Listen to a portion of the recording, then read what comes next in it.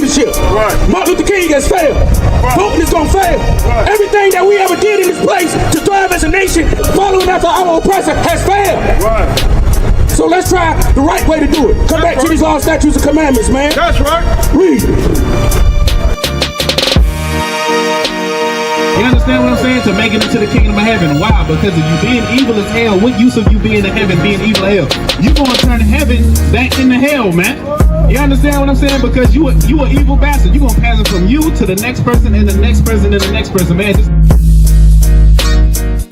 You are ignorant. You don't want to hear the Bible. Christ ain't got nothing to do with you. You don't want to hear it. So therefore, shalom. Get through, get through.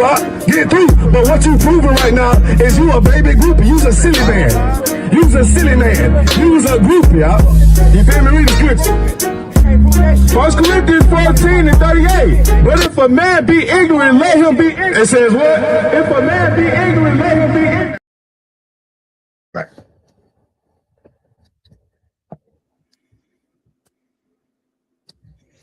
All right. You already know what time it is, man. This is Ashby K, South Carolina. This is the Soul City Podcast out here in Augusta, Georgia.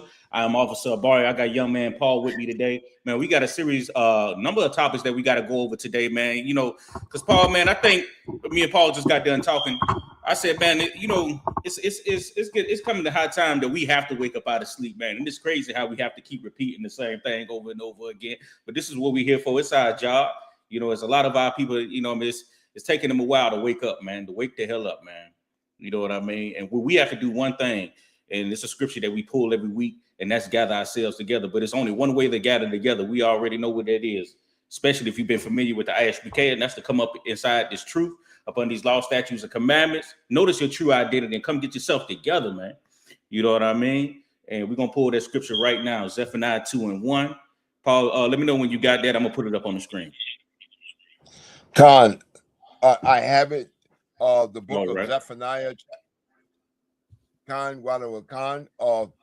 the book of Zephaniah, chapter 2, verse 1. Is that correct? That's correct.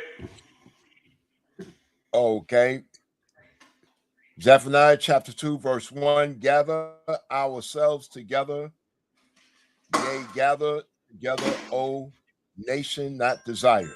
And we pull that one every week. You understand? We pull this scripture every week at the beginning of the podcast. You know, when I came inside the Israelite School of UPK, this was a powerful topic, powerful scripture. I mean, to when I first heard it, because this is something that's very true. We should gather ourselves together. Like, look at the black community right now. Every time we gather ourselves together, it's always be on some negative shit. Excuse me for my language. Always be on something negative. Where's the positivity in gathering ourselves together? You know what I mean? You know, when we gather together, you know, a lot of our people, when we gather together, we always think of the negative things. You know what I'm saying? When we get together, as far as, you know what I mean, the smoking, the you know what I mean, we get together, talking, you know what I mean, the gossip. You know, the Christian church, they got together, but what you see in that Christian church? What do you see in that Christian church? You see all the gossip, you know what I mean, all the bull crap, you know what I mean? You got the Muslims out there, you got every single ideology outside this truth when they gather together, and there's no real substance that comes from it. It's because they really don't have the solution. It's like we say all the time in Israelite School UPK, we have the right formula on what it is to build up the Black and Hispanic and Native American Indian community, man. You'll find that in the Israelite School UPK. We have the real direct formula on it. Because we starting to see it. I mean, a lot of our people start to see it. When a brother, sister comes up in here, you see how it affects the family down the line of just that brother coming up in here and the way he raised up his wife and he raised up his kids. You know what I mean? It trickles all the way down, and that's how we're going to build a nation up. You know what I mean? We have to gather ourselves together in the right spirit. You know what I mean? And then again, we're going to start to see things change. You know what I mean? And it's a beautiful thing to see when a brother comes up in here, you know what I mean? And then you start to see that he don't really look the same probably 10 months down the line. He's more powerful. He done shed himself from the world. You know what I mean? He's getting his family together. You know what I mean? He's fighting and he's enduring to the end, even though he's still going to go through the trials and tribulations. Because you already know what the scriptures say. The scriptures say, my son, when thou come and serve the Lord, prepare thy soul for temptation. Which means you still going to get tempted. You still got to stay strong. You know what I mean? You know what I mean? And you have all those systems in place to where you can get counsel. You know what I mean? You got the brothers that's right beside you that's going through the similar things. You know what I'm saying? So we're gonna be motivated to each other when we gather ourselves together, when we start going through the similar things, man. And that's the beautiful part about it. You know what I mean? We're gonna drop that, Paul. We're gonna move on, all right? And now what I want to get into is this. Hold on, let me stop sharing the screen. You know what I mean? What I want to get into, man, we got a lot of topics we gotta get into, man. We gotta get into because I know we didn't go live last week on Sunday. You know, there was a lot of things that was going on at one time, so we had to reschedule it till today. You know, we still gonna get it in, but we got to get into that Carmelo Anthony case and that verdict, man, because man, that right there, if that ain't high time for black people to wake up out of sleep, I don't know what the hell is, man. I mean, good night. How many times we expect for this to happen? We already seen it, and I'm glad when the brother, when I seen that video, the brother at camp, and he was blazing out there in Texas, I believe. He brought up that George Stinney. Paul, you familiar with George Stinney? Yes, I am. They executed him when he was 14. Yes, that's the brother right there. And you know, and it's not two different cases, but you know, the similar outcome of, you know what I mean, having a jury that's not of your peers, basically an unfair trial. You know, this is that, even though at that time it was totally in a different era. So you know, you know, it's expected, but what's unexpected, we know the truth, but you know, in Israelite school UPK, but what's unexpected to the world, as America try to portray this as being a melting pot, as they love to say, of everybody created equal, and you know what I mean, everybody got all them goddamn equal rights, is that's all a lie. You know what I mean? And then especially with Donald Trump being in office and the levels of hate that our oppressors are pouring down on us now, you know what I mean? It's starting to show a different view of our oppressors. This is how they always felt about you, and we're starting to see it. You know, we know who our enemy is to the truth, but you know, when we have to. This is the reason why our job is to go out here and get to push this truth through the airways and the highways and the byways, to go out there on that corner and let our people know. Because, man, if we ain't doing the job, it's like I say every podcast, nobody else gonna do it. The white man is the devil, man. You know what I mean? He is the devil. And if we don't separate ourselves from this place, we're gonna end up going through the same damn thing. And we already know what the definition of insanity is. Doing the same thing over and over again and expecting a different result. Like, what did we think that was going to happen in that verdict? What did we think was going to happen in that verdict, especially with an all-oppressor jury? What do we think that was going to happen? And you had a public defender. And I'm not letting anything off the hook as far as the parents and nothing like that, because I didn't know too much about this case, Paul. I ain't know too much about this case. But when they started to say, when they said that the parents wasn't even there and he had a public defender, also the parents received all this GoFundMe money, over $600,000. I said, you know what? It is BS. But if you ask me, that boy should have won that thing with a public defender. Go ahead, Paul. You're saying? May I add, they've been putting out a lot of lies, and this thing about them having that 600,000, if they had that much money, GoFundMe took it back. I know they put this stuff out on Facebook. They took the money and bought a house and this and that. GoFundMe took that money back. So the reason why GoFundMe took the money back is because the Edomites started protesting against it. So GoFundMe shut that legal fund down. Because I seen an interview with the parents and they said they never received that money. So that's why they had to go with the public attorney, because they had the money, but GoFundMe snatched it back, and then they were forced to move because of death threats. So they had to move somewhere else, but they never got the money though. And they tried to get another GoFundMe going, and then they shut that down too. But you know, these are the lies that they had put out about them, that they had all that money and this and that, and it simply wasn't true at that one time. I'm not saying the parents are perfect, but they've been lying on them. Good night, Pop. I see. I didn't even know that. So you saying that they didn't even receive the money and they had to go take the public defender. Yeah, they were supposed to get it, but GoFundMe snatched the money back. And so everything, so basically everything Jeff Metcalf is going on online and saying is some BS, of course. Yeah, they've been throwing a lot of lies out there. They even got pictures of him with guns and all that other stuff. And they said some of that is Photoshop. These people be lying. And they'll put these lies out on people like they did George Floyd. And, come to find out George Floyd didn't have all these drugs in his system. And the money that's supposed to be counterfeit wasn't. But they put these lies out. So they put that lie out about Carmelo Anthony having all this money and his parents took and spent it. But I seen an interview that his parents did with another interviewer, and they explained they did have the money raised, but when they went to go get it to pay the attorney, it was so many people called in to GoFundMe snatched it back. So they never got the chance to use the money. They had to go with a public attorney. And they said they were there at the trial. They said because the mother was crying, she was there every day. So these people put out all sorts of garbage on our people too.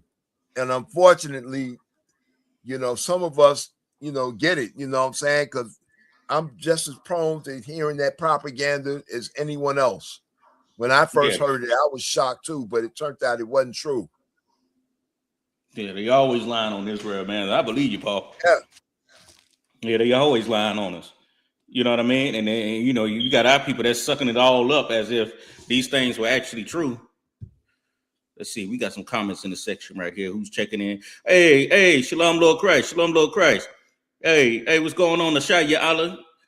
Sister Nazamana, as always, coming in, man. You know what I mean? Make sure y'all leave y'all comments, man. Yes, purest form of goddamn evil. Goddamn right, Officer Yashar the one. You know what I mean? Everything, man, is pure evil, man. You know what I'm saying? And our people need to wake the hell up, man. You know what I'm saying? We're gonna pull that other scripture too. We got a couple of videos we're gonna play that we're gonna get through tonight. But we're gonna pull some more scriptures, man. We're gonna get into if you could, Paul, let me get Ecclesiasticus. I think that's in the Apocrypha, 13 and 14. Ecclesiastes 13 and 14, Apocrypha. Right. We're gonna get Ecclesiastes 13 and 14. You know what I mean? We got to get into that, man, because man, I didn't even know that, Paul, man. That is some straight up BS. But the similar things about that George Stinney case, like the brother brought out at camp, in this case is, you know what I mean, the parents was forced to move. It just shows you the spirit of our oppressor when it comes to us. You know what I mean? We would never receive justice in this place, man. You know what I mean? When it comes to our oppressor, man. The parents were still forced to move. Not a fair trial. Of course, us being black, you know what I'm saying? They always gonna work against us and have it work in their favor. You know what I mean? That's why we got to separate ourselves from this place. You know what I mean? It ain't no damn thing as a melting pot. It never has been. Especially if we bringing up cases that happened over 60 years ago. And these cases that we bringing up as far as the George Stinney case, man, and I'm not and Emmett Till. This just was right around the corner. You had something to say, Paul? No. I'm listening to you. Yes. The thing about the George Stinney case I wanted to mention, years later, I read up on it. Years later, they found out that a white guy was the one that murdered and raped those two little white girls that George Stinney was executed for. But they said that it was a upstanding, wealthy Southern family that had some weirdo in the family and they found out that it was him that did it, that they actually murdered those two little girls and not George Stinney, but nothing was done about it. It was like it was swept underneath the rug. They knew who did it, but they took the young brother and murdered him. And that was a very sad case. Yeah, they unallowed them.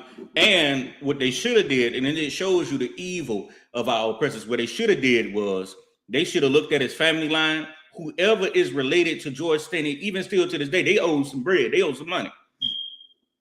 You got to pay that family. You took a person of their family line that could potentially had kids, had a life of his own. You know what I mean? Created wealth in that bloodline.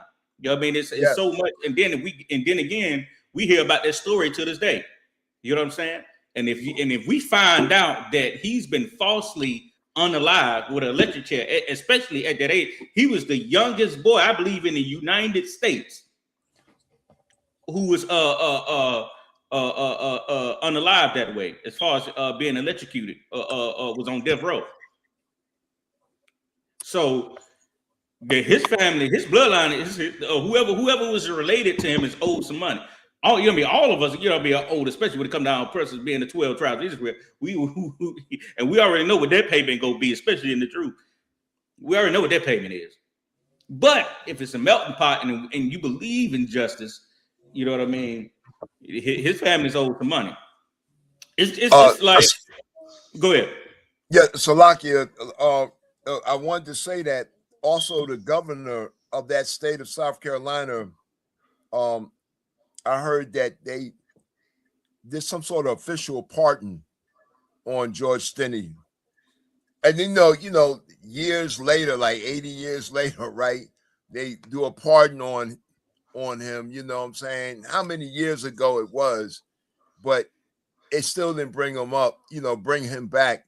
And it didn't bring any justice to that family. Like you said, that family should have gotten some sort of class action lawsuit against the state.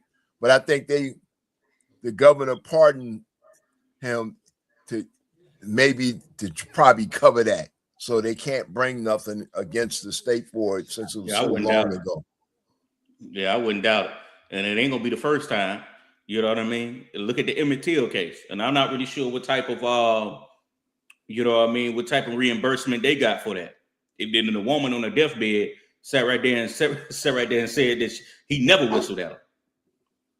So this is something that keeps happening over and over again. And that's the point of this topic, man. You know what I mean? They always have been doing this stuff. And then I'm seeing all the stories coming out as far as the case and saying that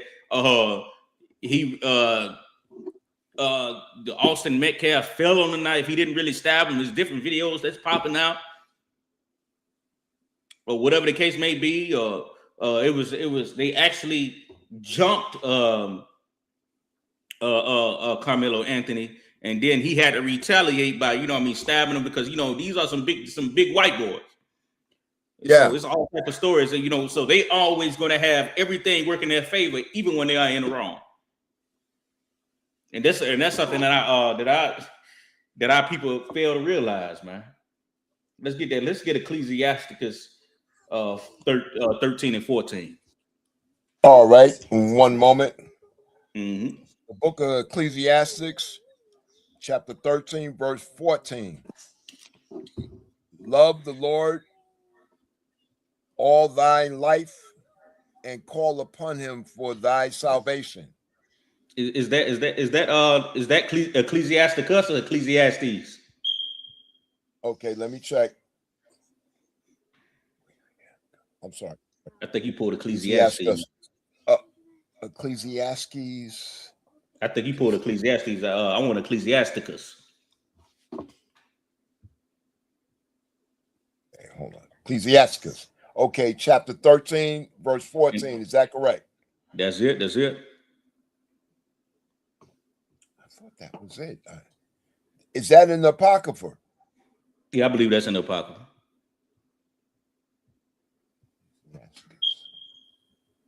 We got a comment section going wild. Shout out Ashayala again.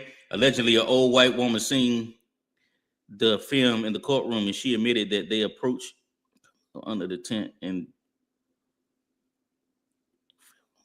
I believe I have that. I believe that. I believe that too, Asha. What you say, Paul? Ecclesiasticus, chapter 13, verse 14.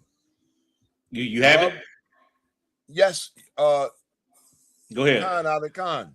Love the Lord all thy life, and call upon him for thy salvation. Go ahead. Is that correct?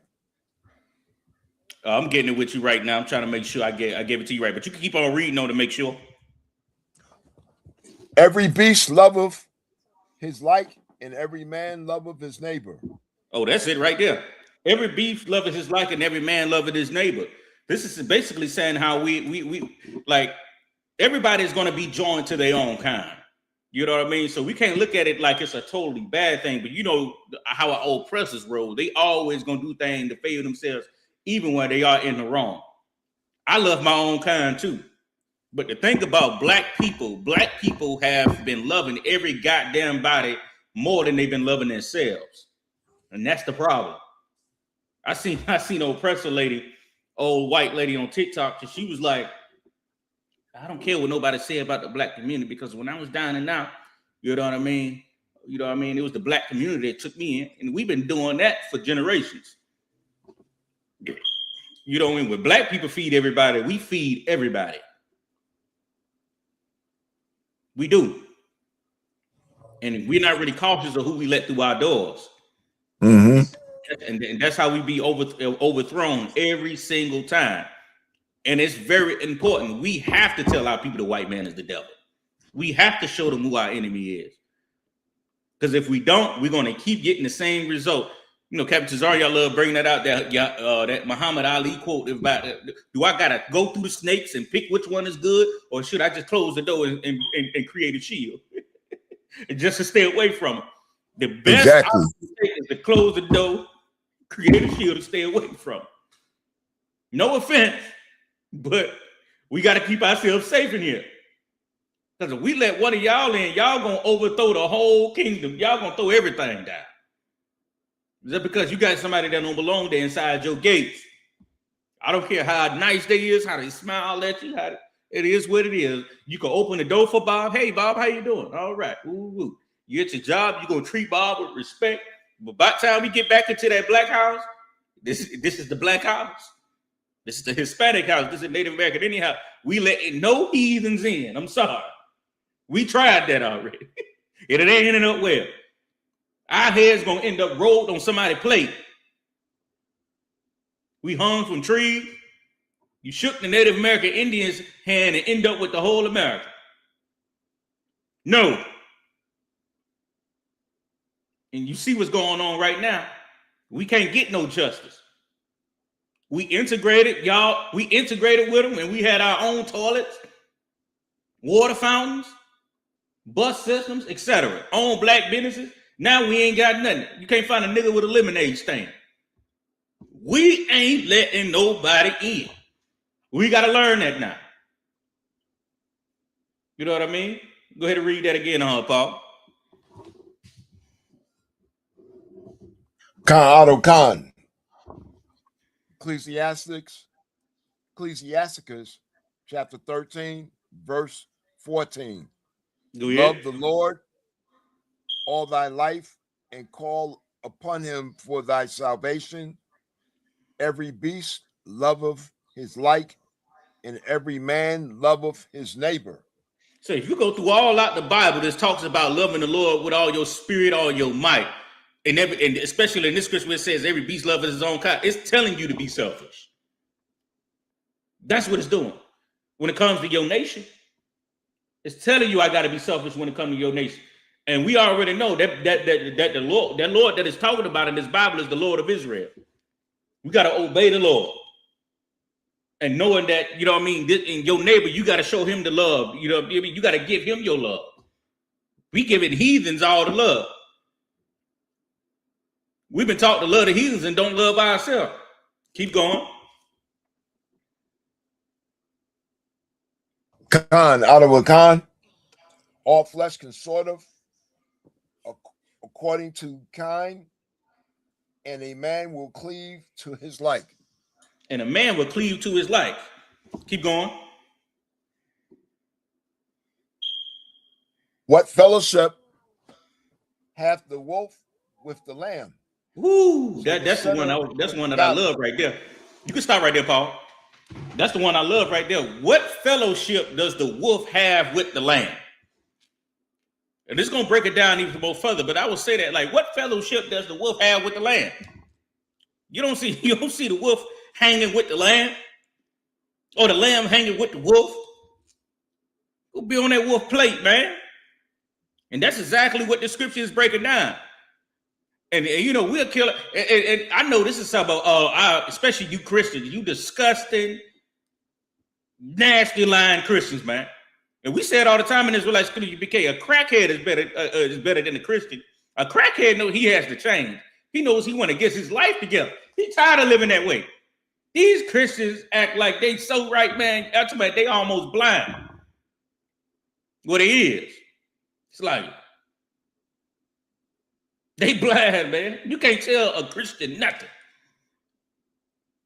You know what I'm saying? And I love to, you know what I mean? And I love to debate. I love to talk trash, and I love to do it. I just can't talk to no Christian for too long. I'm talking about my head get to spinning. You can't tell them that. Oh, nobody know my Jesus but me.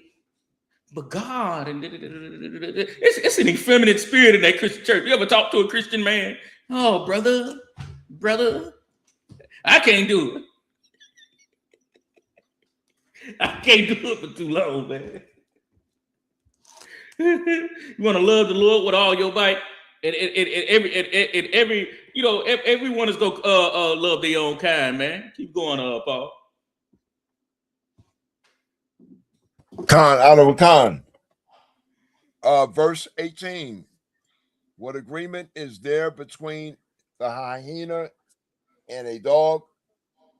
And what peace between the rich and the poor?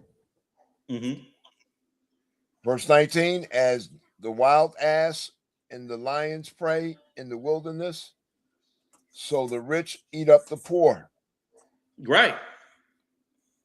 So you got to recognize what side are you on?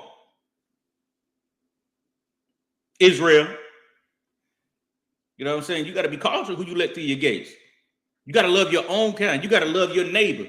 A lot of the Christians don't understand when it says neighbor in the Bible. Who is it talking about? It's talking about of your own flesh, the one beside you, the one who lives beside you. You know, back in the days, you know, we had our own land masses, and you know what I'm saying? If you live amongst each other, you have to love your own neighbor. So you know what I mean? I have to show love to Paul. I have to show love to my kinsmen over here. You know what I mean? We cleave to each other because we amongst each other. You know what I'm saying? We a nation. We you know what I'm saying? We a nationality. I'm not going to take my resources as far as my love and my spirit and give it to another nation as far as what we've been doing. And you wonder, and we in the Black, Hispanic, and Native American inner community are wondering why we're on a hamster wheel when it comes to getting justice. We're not doing it in the way that God is telling us to do it. And they want to know the difference between back then and now. What happened back then is that we were surviving amongst each other, not in the right way as far as following the law, statutes, and commandments. Well, one thing we did is that we knew who our enemy was. At least some of us, you know, that famous Harriet Tubman quote, where she said she could have freed more slaves only if they knew that they were slaves. But the ones who did know that they were slaves, and you know what I mean, by the time slavery was over, well, so-called over, and they started to thrive, and they started to create and build for themselves, and they started to feed each other, you know what I mean, take care of each other, create our own businesses, stay away from our oppressors and not integrate. Your life will be beautiful and different. Especially when you take these law, statutes, commandments in place. That's all that we really miss. So if you get that economic part down, a lot of our people feel like the economics comes before the morality part. That's moving backwards. Man, we need to come together. We need to build our businesses, man. We need to do this thing economically. Yes, that's going. Everything should be done economically. We should have some economic systems in place to where, you know, we can feed ourselves and control our own government as far as building our own communities. But if we don't have that build around morale, we will be back in the same situation. We good economically, but we still sleeping with each other's women. We don't have a law base. Go ahead, Paul. Khan, out of a Khan. The next verse of Ecclesiastes 13, verse 20. As the proud hate humanity, doth the rich abhor the poor. A rich man beginning to fall is held up to his friends. Oh, you can stop right there, Paul. We're gonna get into some videos, all right? Yes. Can I read one scripture? Go ahead. Go ahead. Exodus 19:6. And ye shall be unto me a kingdom of priests and a holy nation, a priest and a holy nation. These are the words that thou spake unto the children of Israel. And we're supposed to be priests and kings. We're supposed to be separate from these people. Because when we look back at their history of how wicked they are and the wickedness they display today, we should not want to be around them. I find myself wanting to separate from these people all of the time. I mean, I have to deal with them and whatnot, but I'm not trying to be real friendly and hang out with them or none of that, because the Lord has awakened me to know that I'm Israel and we're a nation of priests and kings, and we're supposed to to carry ourselves like that. Right on, brother. Right on, brother. Damn right. Damn right. Damn right. All right. You know what I'm saying? That was very heavy. You know what I mean? You damn right about that too, man, because you know what I'm saying? You know, that's something that our people they gonna learn quickly. You know what I'm saying? You'll think that they'll learn by now, but as far as, and it's good that, not saying because a lot of our people are losing their life in the midst of it, but we got to understand that is going to happen. But, you know what I mean? Pressure got to get put down on Israel, man. You know what I mean? For them to understand.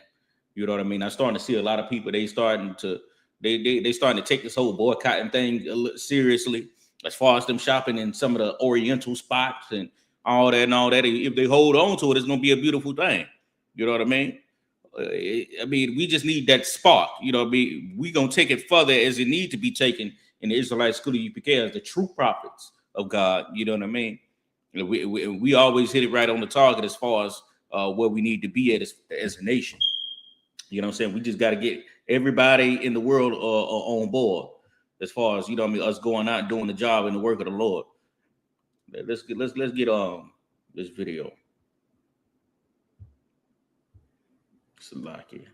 Let me share the screen. We're gonna go right here. I wanted to share this right quick because, you know what I mean, I seen this earlier and I said, man, I gotta bring this out of the podcast because this is the real way they think about us, man. Salakia.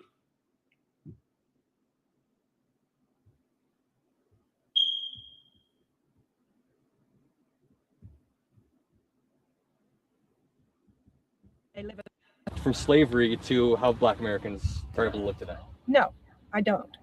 They have a chance to learn. They live in the best country in the world. If they open their eyes and listen, instead of just focusing on their little area and people that they hang out with, they would learn a lot. But from what you said, it sounds like you were born before the civil rights movement. Oh, yeah. So Black people couldn't buy houses in your lifetime when you were maybe a I'm baby. well aware of that. You were 5. So you don't think there's any downstream effect? I felt oppressed at that time. Yeah. But that's what Martin was trying to correct. Right now, I see so many people living off the government handout. I'm pretty sure welfare use per capita is higher in red states than blue states. Yes, but there's so many people living off of the government handouts. And that is not that much farther away from slavery. They were a slave. They were given housing, food, clothing, medical care. The people asked them to work. Yes, there were landowners that were violent and mean to some of them, but there were others that were humanistic. Let's stop that shit right there. I'm tired. You think there's a direct effect from slavery to how Black Americans are able to live today? So what this lady? hey, but we want to know something. A lot of them actually think that this lady just said, yeah, there were landowners that was cruel, and you know, but there was ones that was humanistic, and they you know the white boy, I guess he got a little sense on him. He's just trying to make it all make sense. You know what I mean? And she's what did he say? He said that when they was in slavery, they were getting food, healthcare. They really think that you are in a better situation. So Yes. forget about the Native American Indian shaking your hand and teaching you how to bathe. so you could come in, unalive everybody, and build this kingdom up that you call a great country. Forget all that. Now we developed the country. We brought in slaves. We created a beautiful nation. They just have to appreciate that we created this farm. Y'all, don't you agree? No. Yes. Salakia, may I add something? Yeah, go ahead, Paul. James, book of James 5 and chapter 5, verse 3. Your gold and silver is cankered, and the rust of them shall be a witness against you, and shall eat your flesh as it was fire. Ye have heaped treasure together for the last days. See, these people are so rich. They went around and stole all the land. A lot of these white people got 2 houses. If they don't have 2 houses, they have wealth. They have businesses, all this stuff. And a lot of this wealth was stolen from us. You know what I'm saying? We didn't get our GI Bill during World War II. The Israelite brothers and sisters that fought during World War II came back and couldn't get none of the benefits from the GI Bill. But the white folks that went over there and fought in World War II, which a war that they started, they came back and got rich from all the government benefits. The government built them houses, suburbs. We were redlined in the ghettos and all kinds of stuff.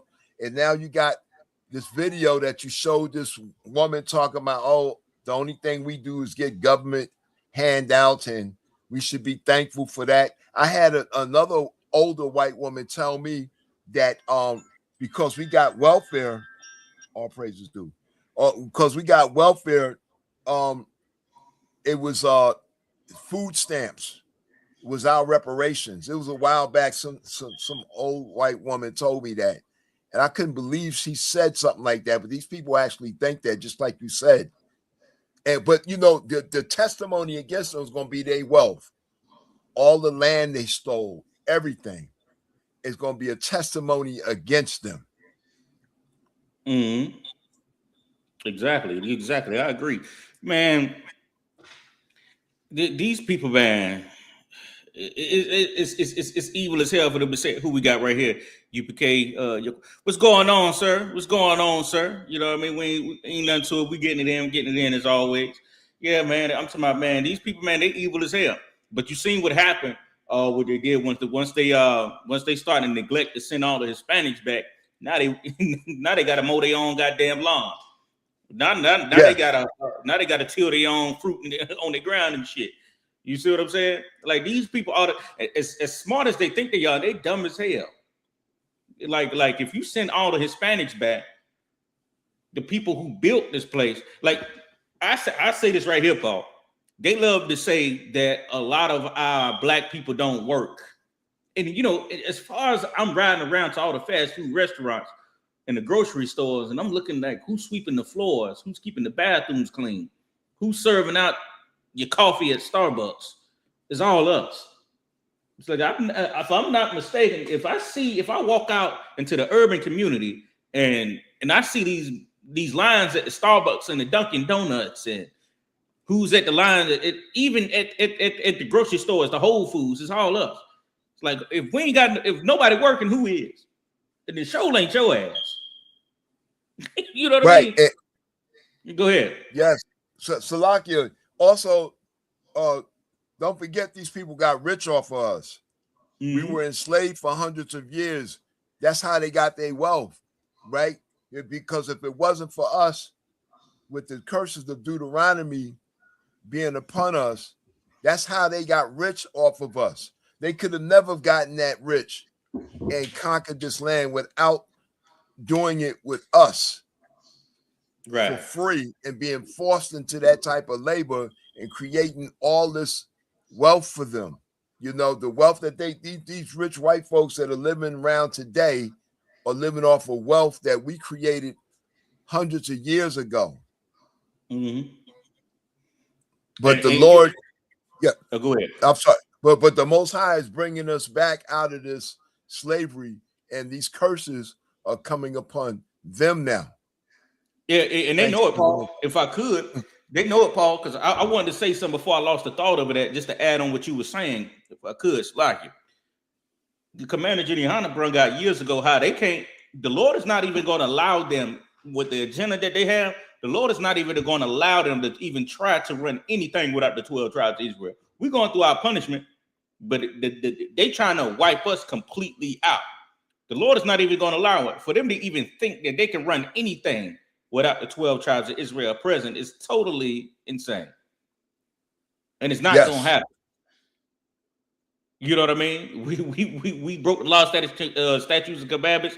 We serving out our slavery, but that agenda of them trying to wipe Israel completely out, it's not going to happen. Because they can't even function without us being present.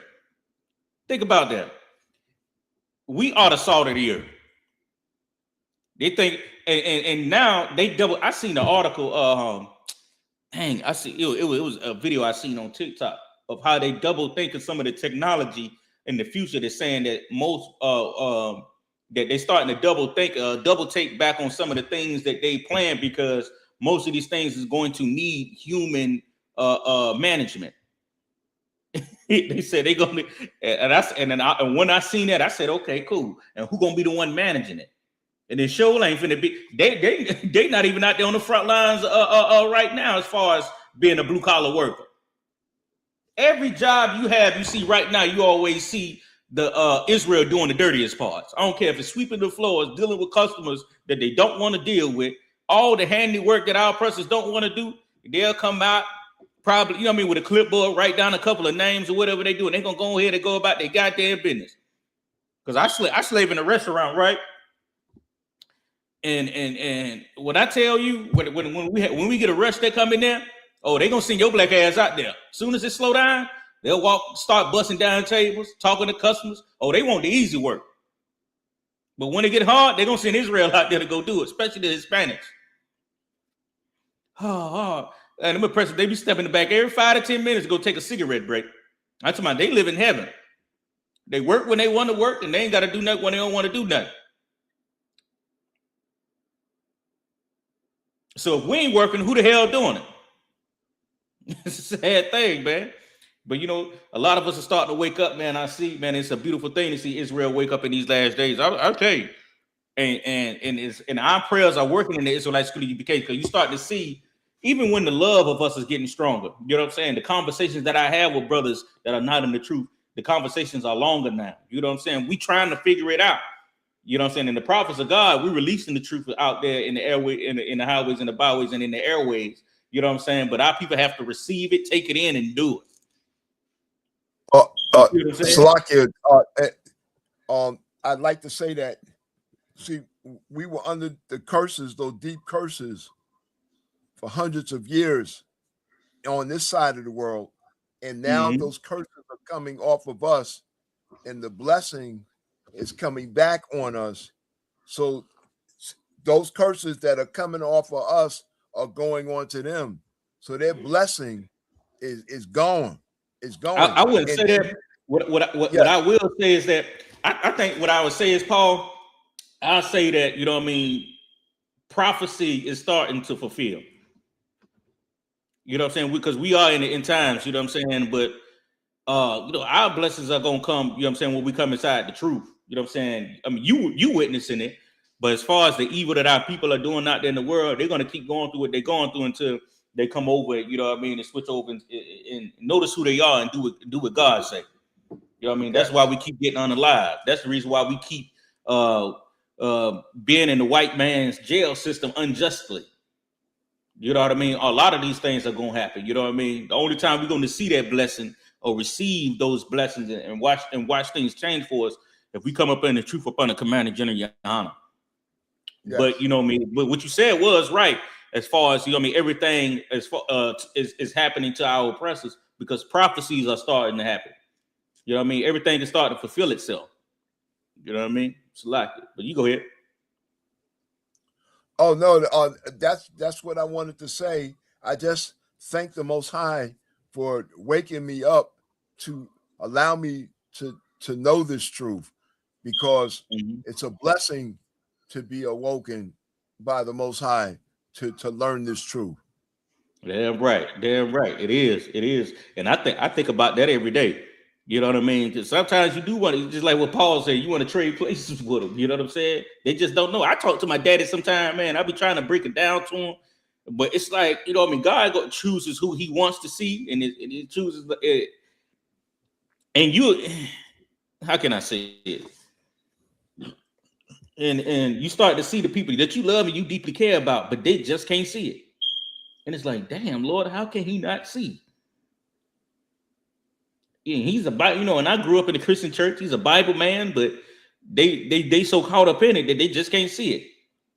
Yeah. No matter what it is, you know what I'm saying? God just didn't open His eyes to see it. And it is probably some things that He's done before in His past life. It's probably where the Lord want Him to be at right now.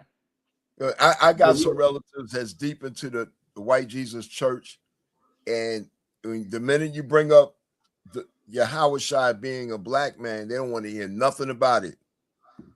Right, but you understand that's what the Christian church is, especially when it comes to white Jesus. You know what I'm saying? And when they pray at night before they lay down, that's exactly who they see. You know what I mean? I think I brought it out in the last podcast or 2 podcasts ago, where nobody even got to be around. It just based off what you just said. It's like, you know what I mean? You know, Christ is a black man. They get to looking around and shit. You know what I'm saying? They right. You got what our people got to understand. What Christianity was pushed on us. You know what I mean? Christianity was spread by the sword. So our oppressors, they dealt wisely with us. Matter of fact, we about to get that scripture. Our oppressors dealt wisely with us. He knows that, you know what I mean? It's going to come a time to where he ain't even got to use the sword no more. It's already been beaten into us.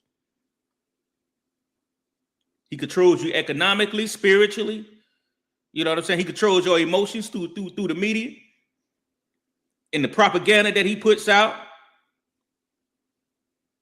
Because, you know, we have to go to our enemies for all things. Let me get that scripture right there.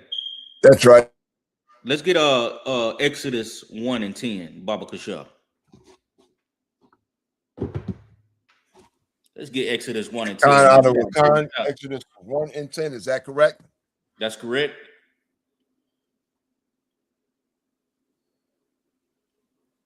Yeah, we got to bring this thing out, man.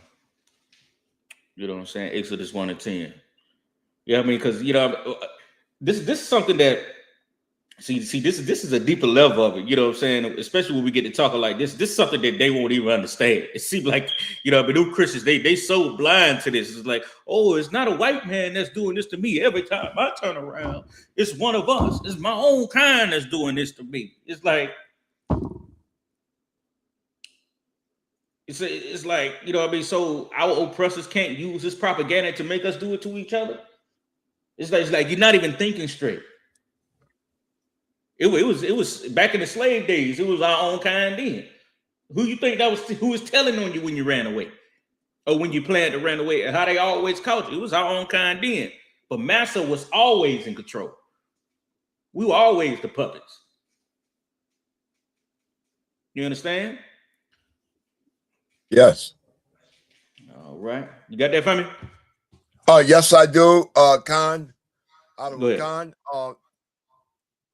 Exodus chapter 1, verse 10. Is that correct? Correct. Go ahead. Come on, let us deal wisely with them, lest they multiply, and it come to pass that when they're fallen out any war, they join also unto our enemies and fight against us. That's exactly what our oppressor is doing right now. He's doing nothing but being wise with us. You know what I mean? As far as I said it before. You know what I'm saying? He's the master of divide and conquer. Now we believe it in all these other religions. Black people are totally spread out. Hispanic people are totally spread out as far as their belief system. And when we believe in things differently, we'll start to see things differently. We will not be able to work with each other. I can't be able to work with him over there because he a Muslim. You know what I'm saying? Black people want to come together, but half of us are in the alphabet community. You're in the LGBTQS. We trying to work on economics together, but guess what? You got to worry about somebody raping your daughter or molesting your child over here because he believes in some type of perversion. You want to join with some other Israelite groups, but they believe in raping white women. We can't come together, man. You know what I'm saying? How can we come together with that mess? It's like we only can come together when we get the morality part straight. Let's get the morale straight. You know what I mean? Let's govern ourselves right. And then the economic part to come later. We need to put our money together. We need to start doing this. Yes, that's true. But we need to have a base of morality first of how we should handle something before we go out and start to do that. Because I'm not joining. I join somebody over here. I don't know what they believe in or what they represent, what their history is, or what his reputation is like. Whatever he does fall on me. Now, whatever he done did falls on me. It's a wise way of looking at something before you end up joining somebody and don't even know exactly what the hell you're putting yourself in. Now, one thing you can say about the Orientals or even white, everybody know white people are perverts. But they have a system put together to where they can put their differences aside to really worry about themselves. Like all oppressors would join together just to come against you, Israel. No matter what, at any cost. Now, I could see if all black people, Hispanic and Native American Indians get together and they talk about boycotting, we could break their ass like we did back in the 50s and the 40s and shit when we didn't get on them buses. It broke the whole economy. Just because we ain't ride the bus. You had women walking to work, clothes hampers on their head and shit. When we said it, we meant it. I was watching the old video of Malcolm X, right? You know what I'm saying? All these brothers that I mentioned, in Martin Luther King, Malcolm X, none of them was in the truth. None of them had the solution. But as far as the zeal of our people when we had a leader, the zeal of our people to follow a leader, we need to get back in that spirit. You know what I mean? Of us having that leadership and the zeal to do whatever it takes to benefit our nation. I was looking at the old video of Malcolm X. He was talking about what they was gonna do, how they was gonna break the economy if the planes fly. He said they laid at the airport to stop planes from flying. Black people took it that far. They just went out of front of the airport and just stopped planes from flying. Laid right there, there on the deck. We need that zeal right now. Where that zeal at? You know what I mean? Because how many Chinese restaurants you gonna boycott? You gonna need that 40. You gonna need this Seagram 7 or that Johnny Walker Blue. They own all the liquor stores, damn it. Where you gonna get your liquor at? That's the only liquor store on the corner.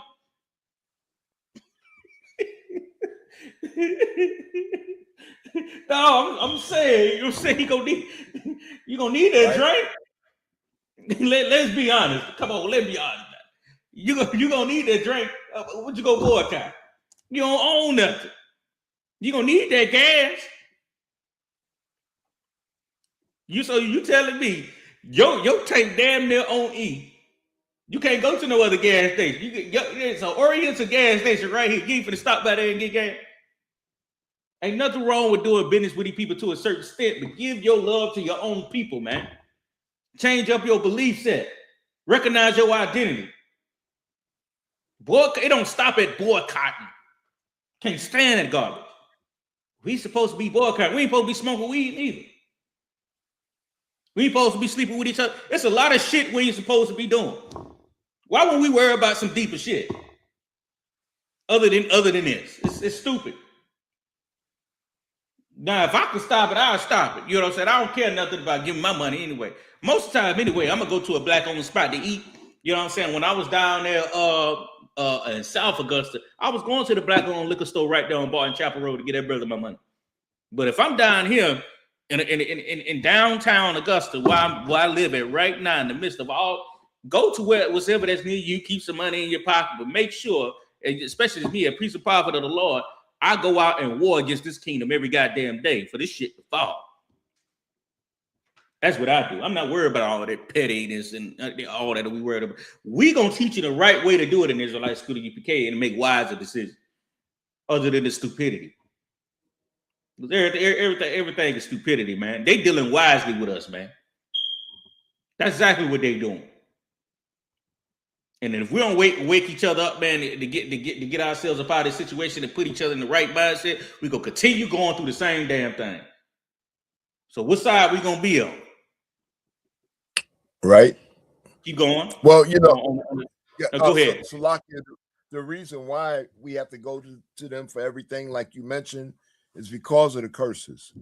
Yeah. I think of that every time when I go in one of them stores with them Indians or the other stores with these Asians and stuff. And the reason why we have to go into these stores is because of the curses of Deuteronomy. Before, I would just wonder why we didn't have any stores. Now I know the reason why. And a lot of those stores, they be having idols around the cash register. I don't know if you noticed that.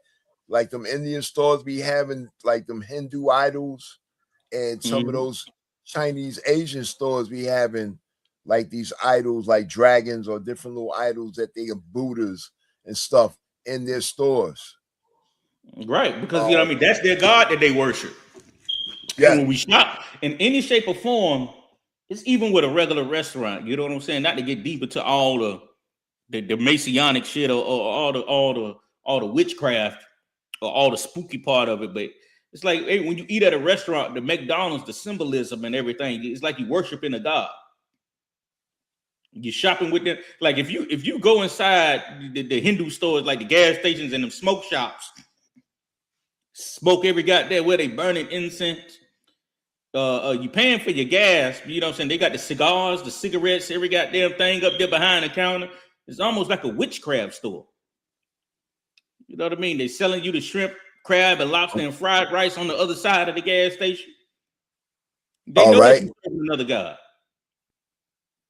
Just by going in the shopping with them. You know what I mean? All the symbolism and statues everywhere. Yeah, man. So you right. You go ahead. My bad. Slack. No. I'm listening to you. Well, you're definitely right about that, brother. You're definitely right. You keep reading on the Exodus. Oh, okay. Yes.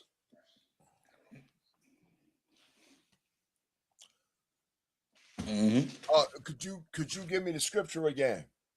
Exodus 1:10. Okay, Exodus 1:10.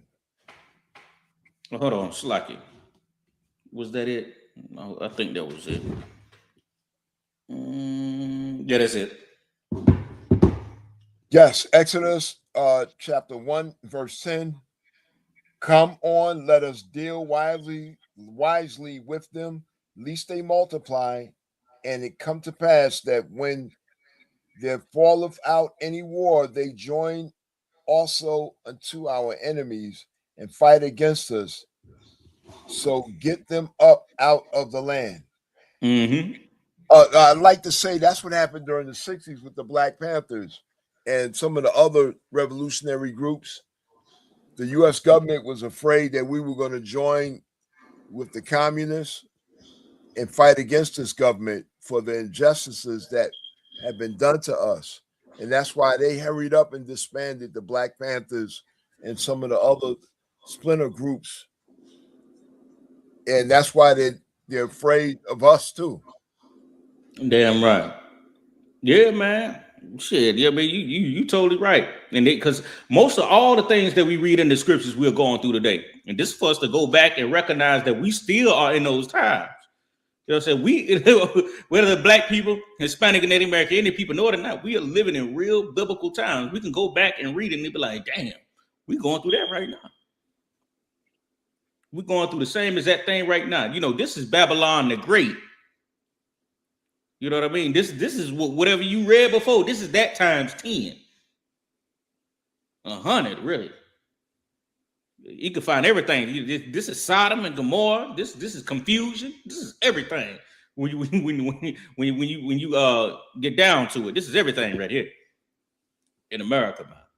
Throughout the four corners of the earth where we located at, but you know, America is the biggest kingdom it's out of all continents. This is the biggest kingdom of the world right now. You know what I'm saying? So, you know what I mean? We are living in those times right now. You know what I mean? Give me Ecclesiastes. This is not Ecclesiastes, because this is Ecclesiastes this time. Give me Ecclesiastes 7:7. Ecclesiastes 7, verse 7. That's it right Is that there. correct? That's correct. Khan out of a Khan. Surely oppression maketh a wise man mad, and a gift destroyeth the heart. Right. Surely oppression maketh a wise man mad, and a gift destroys the heart. And I know, well, everybody should be familiar with Charleston White. This old clown ass nigga, man. Charleston White was on social media, frustrated about the Carmelo Anthony case, talking about he gonna put up $75,000 for the appeal and this and that. I think I got the videos too, Slacky. Let's get into it, Paul. We're gonna play some more videos. Let's see. All right.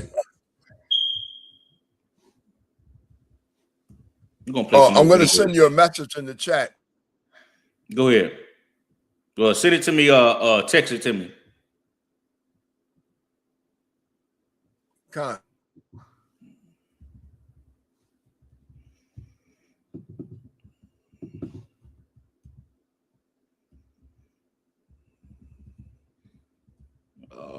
I think that was it. But damn, I think I still got that video. Let me see. I'm gonna send it to myself. I think I still got it. I missed one of them, y'all. Slacky, you know what I'm saying? I had missed one of them.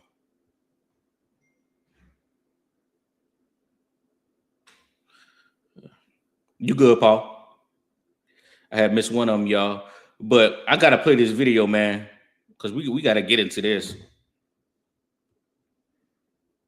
Let me see. I got it coming for you right here. But we're gonna play this video of Charleston White, this clown ass nigga, man. This man changed up his mind damn near I don't know. I guess it based off of what spirit in, what type of nigga, or what type of what they call it.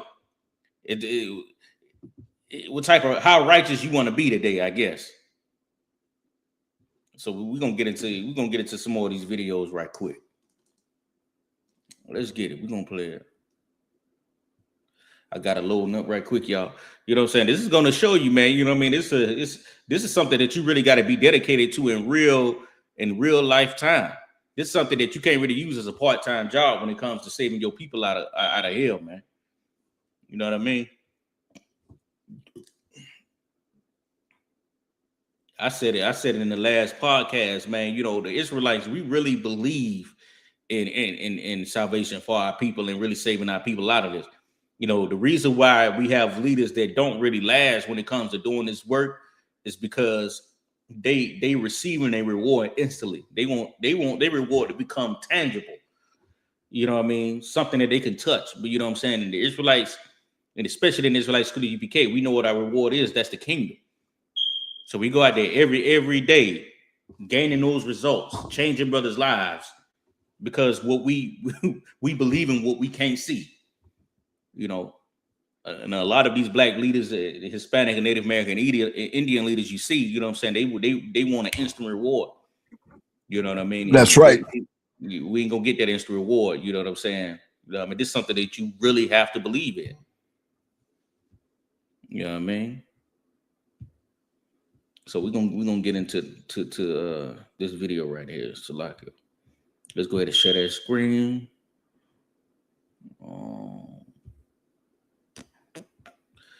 Let's get it. Yeah, we want to play that one right there.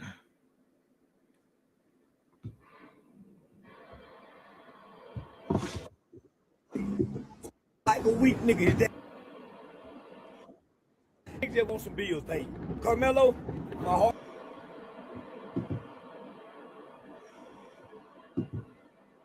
Go out to you if you ever see this video one day. Nigga, I'd rather stand with the legit Anthony case. I ain't putting no goddamn money toward that boy. His daddy too goddamn weak for me.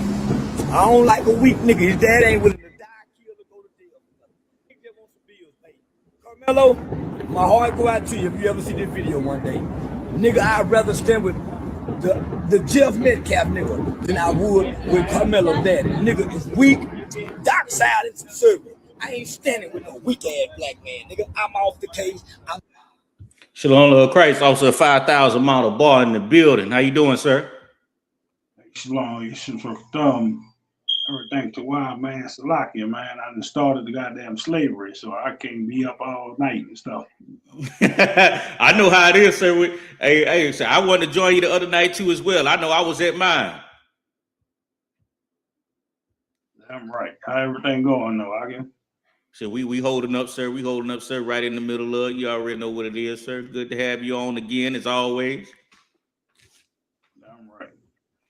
But you know, we going into the Carmelo. We going into this clown Charleston White too, sir. You know what I'm saying? We was going through the Carmelo Anthony case of the verdict. We didn't get to touch on it in the heat, in the midst of what was going on in the midst of it happening last week. So you know, we touching on it a little bit this week. You know, and we just breaking everything down, man. How, you know what I mean? Never trust thine enemies, and never expect this place to be a melting pot or expect them to save us or offer us any justice, because it never happened in history. So, you know, I mean, we know about this clown Charleston White. He offered some money up for an appeal for the brother, and then doubled back on it and said he back on the Metcalf side now. So you can't put your faith in the black leaders neither. I'm gonna keep playing the videos like it. Sending the money back. Go get them weak ass nigga. Carmelo Anthony case. I ain't putting no goddamn money toward that boy. His daddy too goddamn weak for me. I don't like a weak nigga. His dad ain't willing to die, kill, or go to jail for nothing. He just want some bills paid. Carmelo, my heart go out to you if you ever see this video one day. Nigga, I'd rather stand with the Jeff Metcalf nigga than I would with Carmelo Daddy. Nigga is weak, dark side and conservative. I ain't standing with no weak ass black man, nigga. I'm off the case. I'm sending the money back. Go get them weak ass nigga Benjamin Crump here. I'm out. I'm off the Carmelo Anthony case. I ain't. Yeah, this one bitch ass nigga right here, man. So, Lakia, may I say something? Go ahead, Paul. There's a video of this guy Charleston White when Trump got elected. He had on Confederate flags and he was dancing around saying, "Thank God Trump got elected. We finally got a white man in the office." You can look that video up, but you know, this guy here, he's a clown. He's a liar. He should have never came out and said that he was going to give that money to Carmelo Anthony, then took it back. All right. You can't trust no snake like this guy here.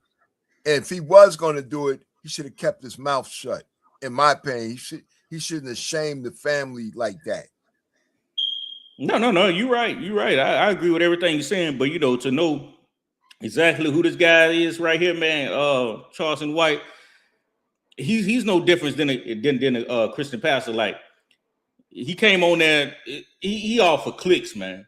You know what I'm saying? That's exactly how he get his money. You know what I'm saying? He gain people's attention and double back on it. Go ahead, sir. I say, damn right. You know, man, he only in it for money. Like, he don't give a damn about our people. He only give a damn about his pockets getting paid. Mm-hmm. You got it? Yeah. He only in it for money, man. Like, if you see how concerned he was at first, oh yeah.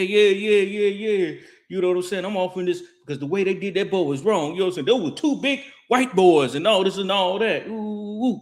He gonna beat the case. And then all of a sudden he jumped back off the case. Ain't no telling who got in his ear. You know what I mean? Because he could have kept the same energy. I was like, damn.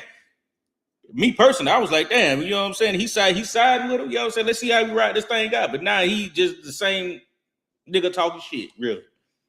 He ain't about to do nothing. I mean, you just leave that work for the priests and prophets of God, man.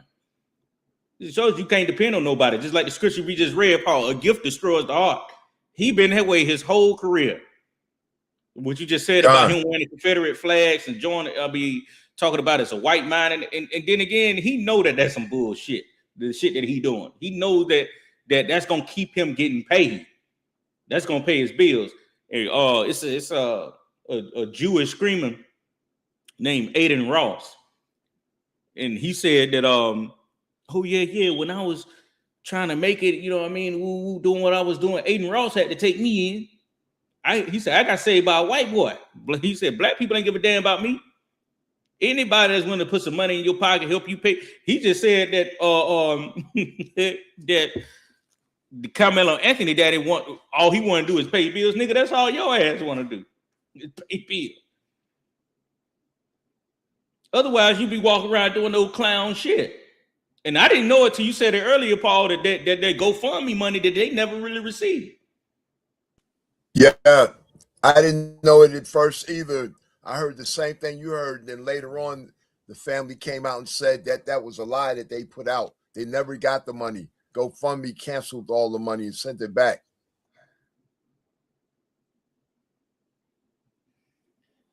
Oh boy. Because I was about to go in, you know what I'm saying? You got, especially at a trial date, the parents don't show up.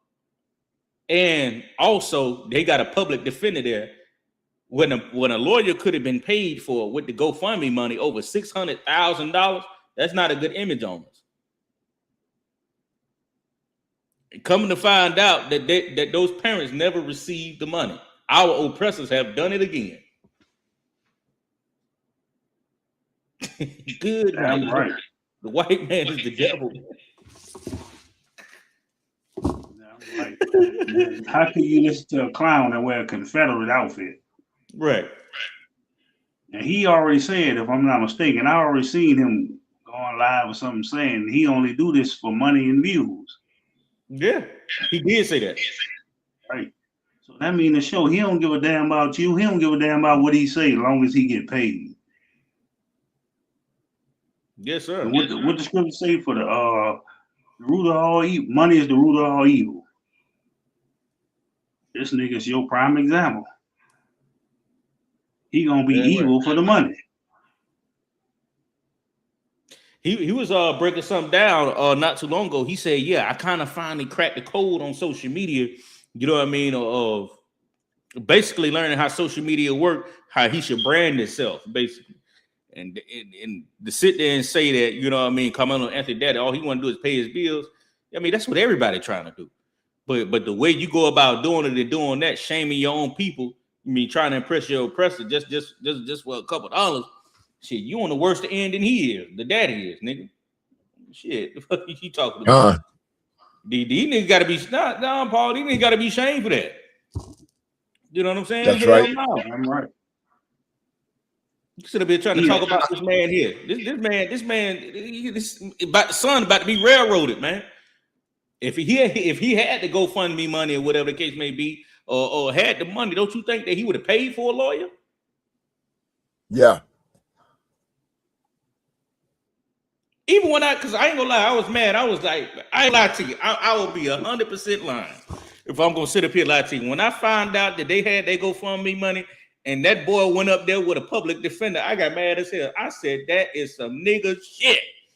I know damn well got mad too. They do that boy like that. What'd you say, Paul?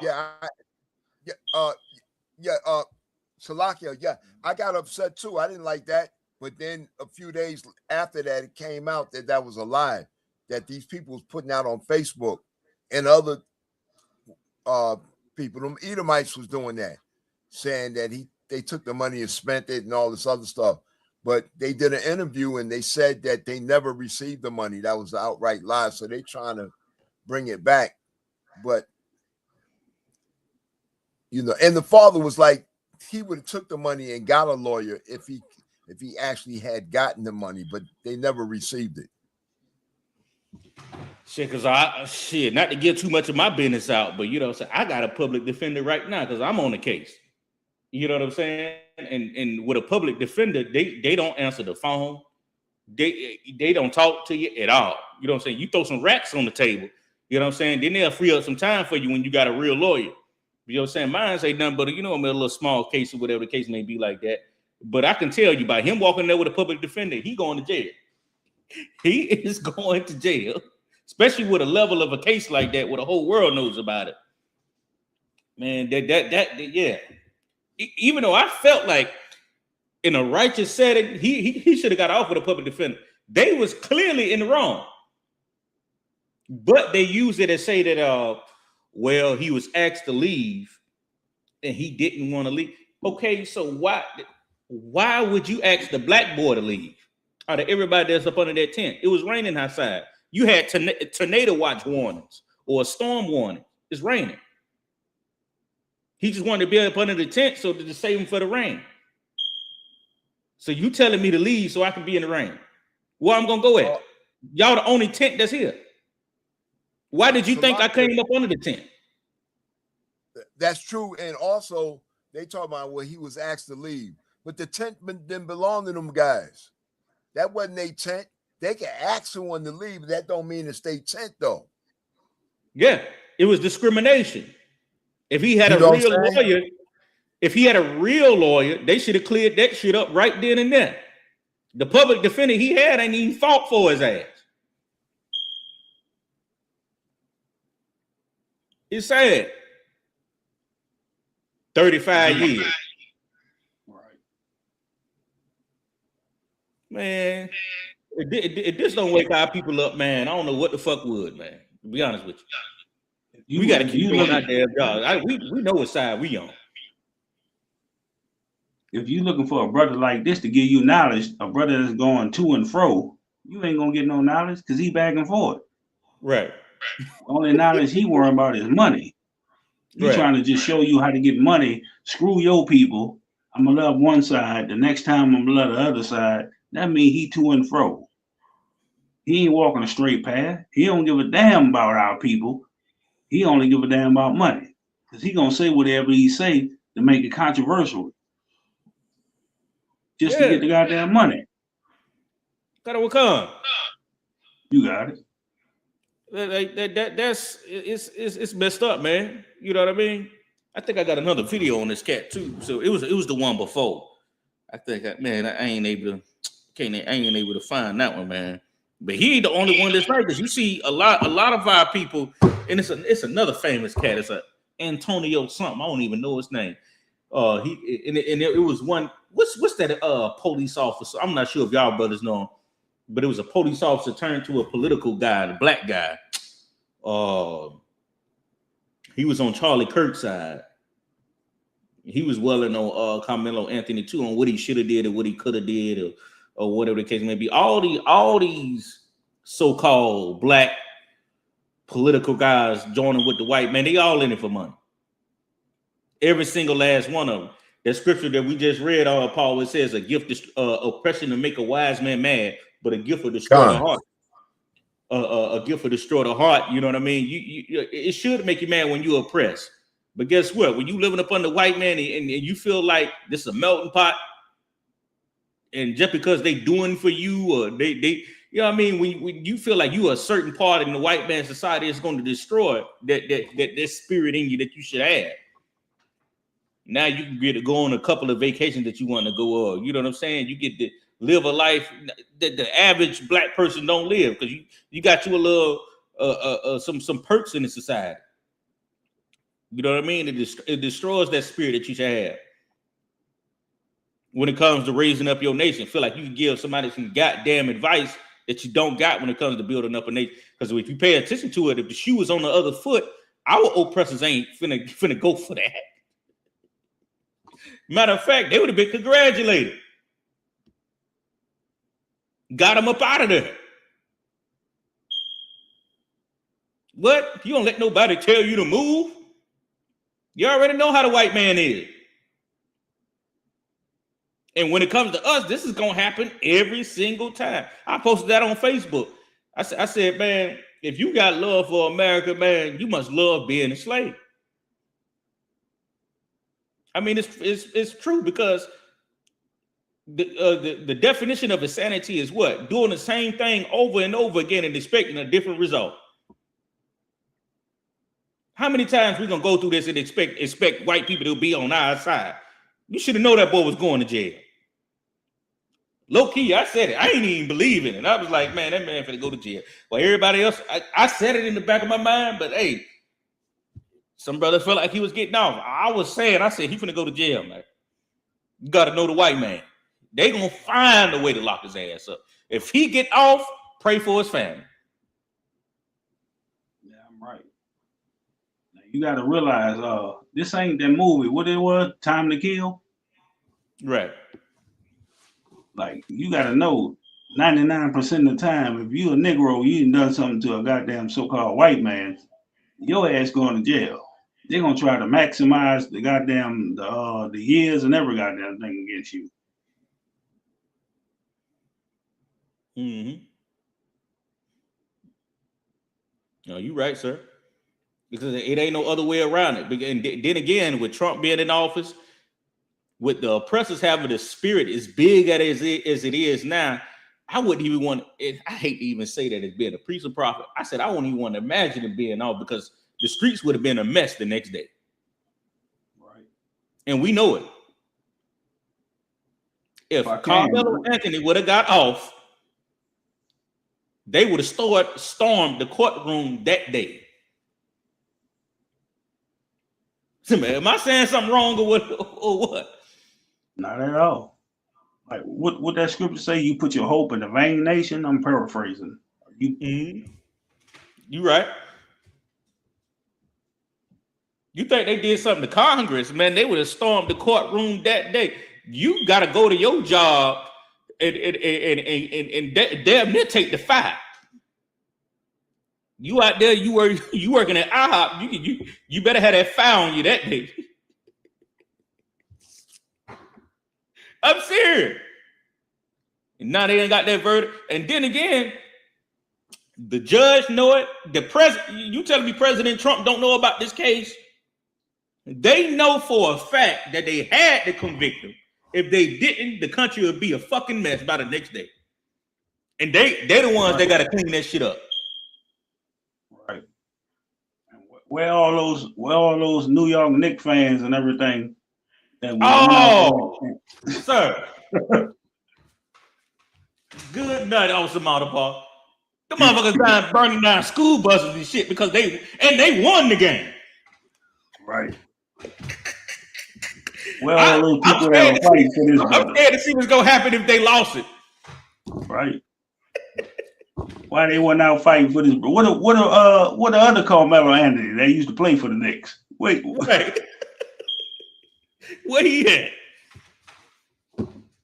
Why they wasn't protesting about what happened to this brother? Why they ain't show up to the jury and everything, to the court to try to plead for this brother? Well, where all the Christians at that say they love and God forgive? Right. Why they ain't forgive this brother? Because all the Christians, everybody all them people in court supposed to be Christians. Why y'all ain't forgive this brother?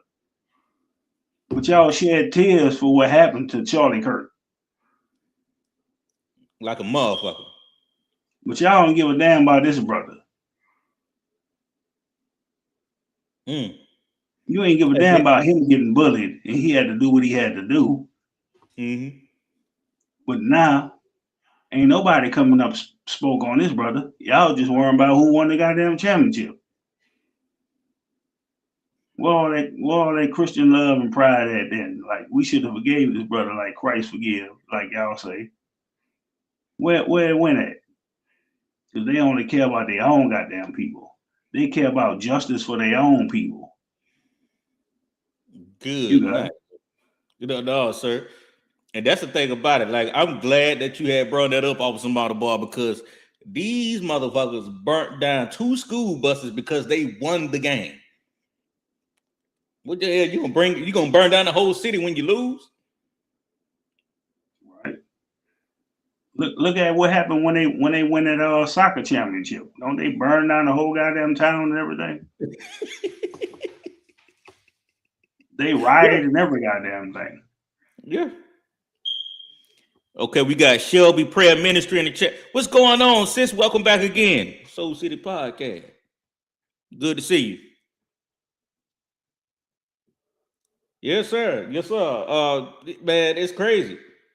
Because a lot of our people should be talking about this. I should see 1,000 videos on TikTok and Facebook and on social media. These Negroes, I mean, these white people burnt down 2 school buses because they won the game. And niggas there, you know what I'm saying? We gonna talk shit and go home.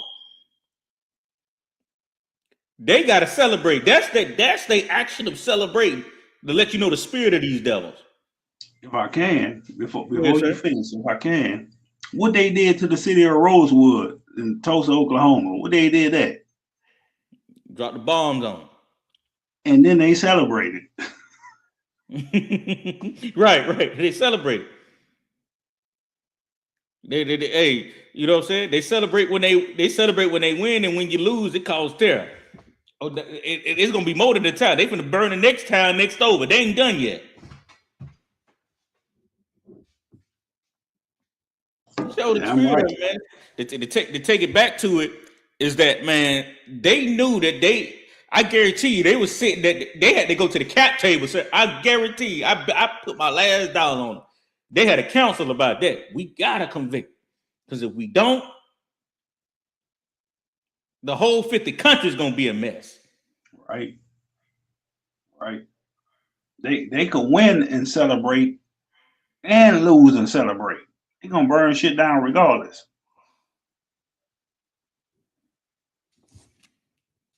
Shelby Prayer Ministry said you should have seen what they did in North Carolina recently after the hockey team won. He said it was all over the news. I'm not really sure about that. You got to elaborate on that, sis. I ain't seen that one. I haven't seen that one at all. But hey, whatever that happened, I'd be surprised when it comes to these devils, man. Now, let it would have been Negroes doing that type of shit. Oh, they ain't doing that but chimping out. They looting, they stealing, they burning down the community, they tearing everything up. Oh, they'll talk shit about us. Hey. But when they do it like that, they burning down school buses, they celebrate. They having a good time. They letting out their frustrations. If Negroes do it, they're gonna send the military in. They're gonna send the military in to stop Negroes and block off everything and board off everything and tear gas here and there, every goddamn thing else.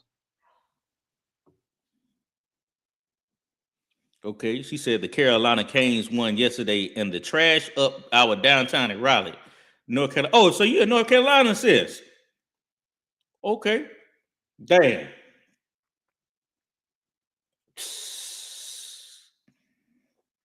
I believe you. I believe you, man. This is insane when it comes to this stuff like this, man. You know what I'm saying? These are the things that we should point out. And I mean, it's high time that we got to wake up out of sleep, man, because our people ain't gonna understand. And the thing about it is, even though we already know we already know the truth. We already know what our job is, but it ain't gonna get no better, man. It's gonna get worse. You know what I mean, for our people. But you know, it's all prophecy. Exactly what I told Paul earlier, how he's saying everything is falling back on our oppressors now. Now they taking all the heat. You know what I mean? You know what I mean? Because now you're starting to see the Lord starting to expose the spirit of our oppressors. But that fault, Paul, that's scripture. When it says the man of sin will be revealed, God, that he gonna put that on us and act like we the animals of the earth alone. Meanwhile, the Lord exposing his ass. The Lord doing it now. Sir, see, I gotta play that video now. You on, sir? You gotta look at this right here. I played it before, but you got to look at this thing right here. I played it then, but I played it about 45 minutes ago. If I still got it, where it at? And what they tell us, no pain, no gain, but our pain is their gain. Right. That's correct. That's wild.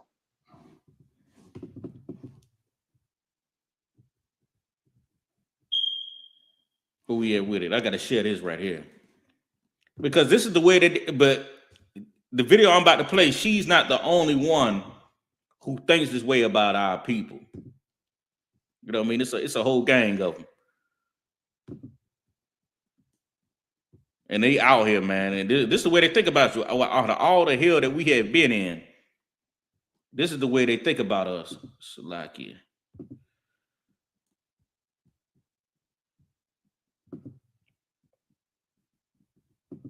I'm finna get it for us right now. Slack it.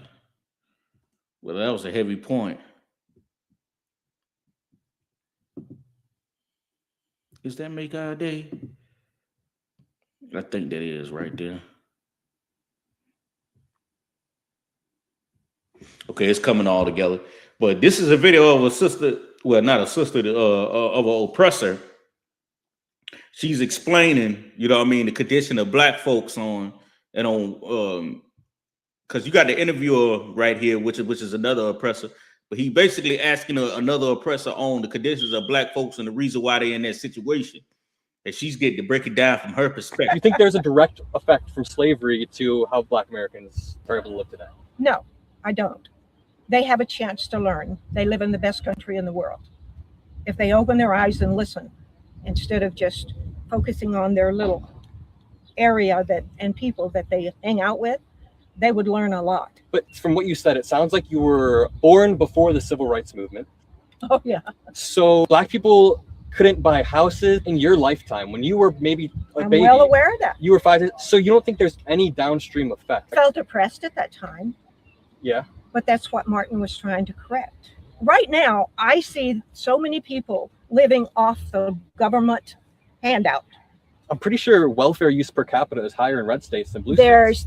Yes, but there's so many people living off of the government handouts. And that is not that much farther away from slavery. They were a slave. They were given housing, food, clothing, medical care.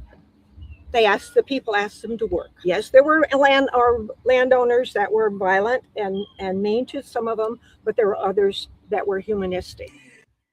We're gonna stop that shit. You think there's a direct effect from slavery to how Black Americans are able to live today? No, I don't. That shit right there, man.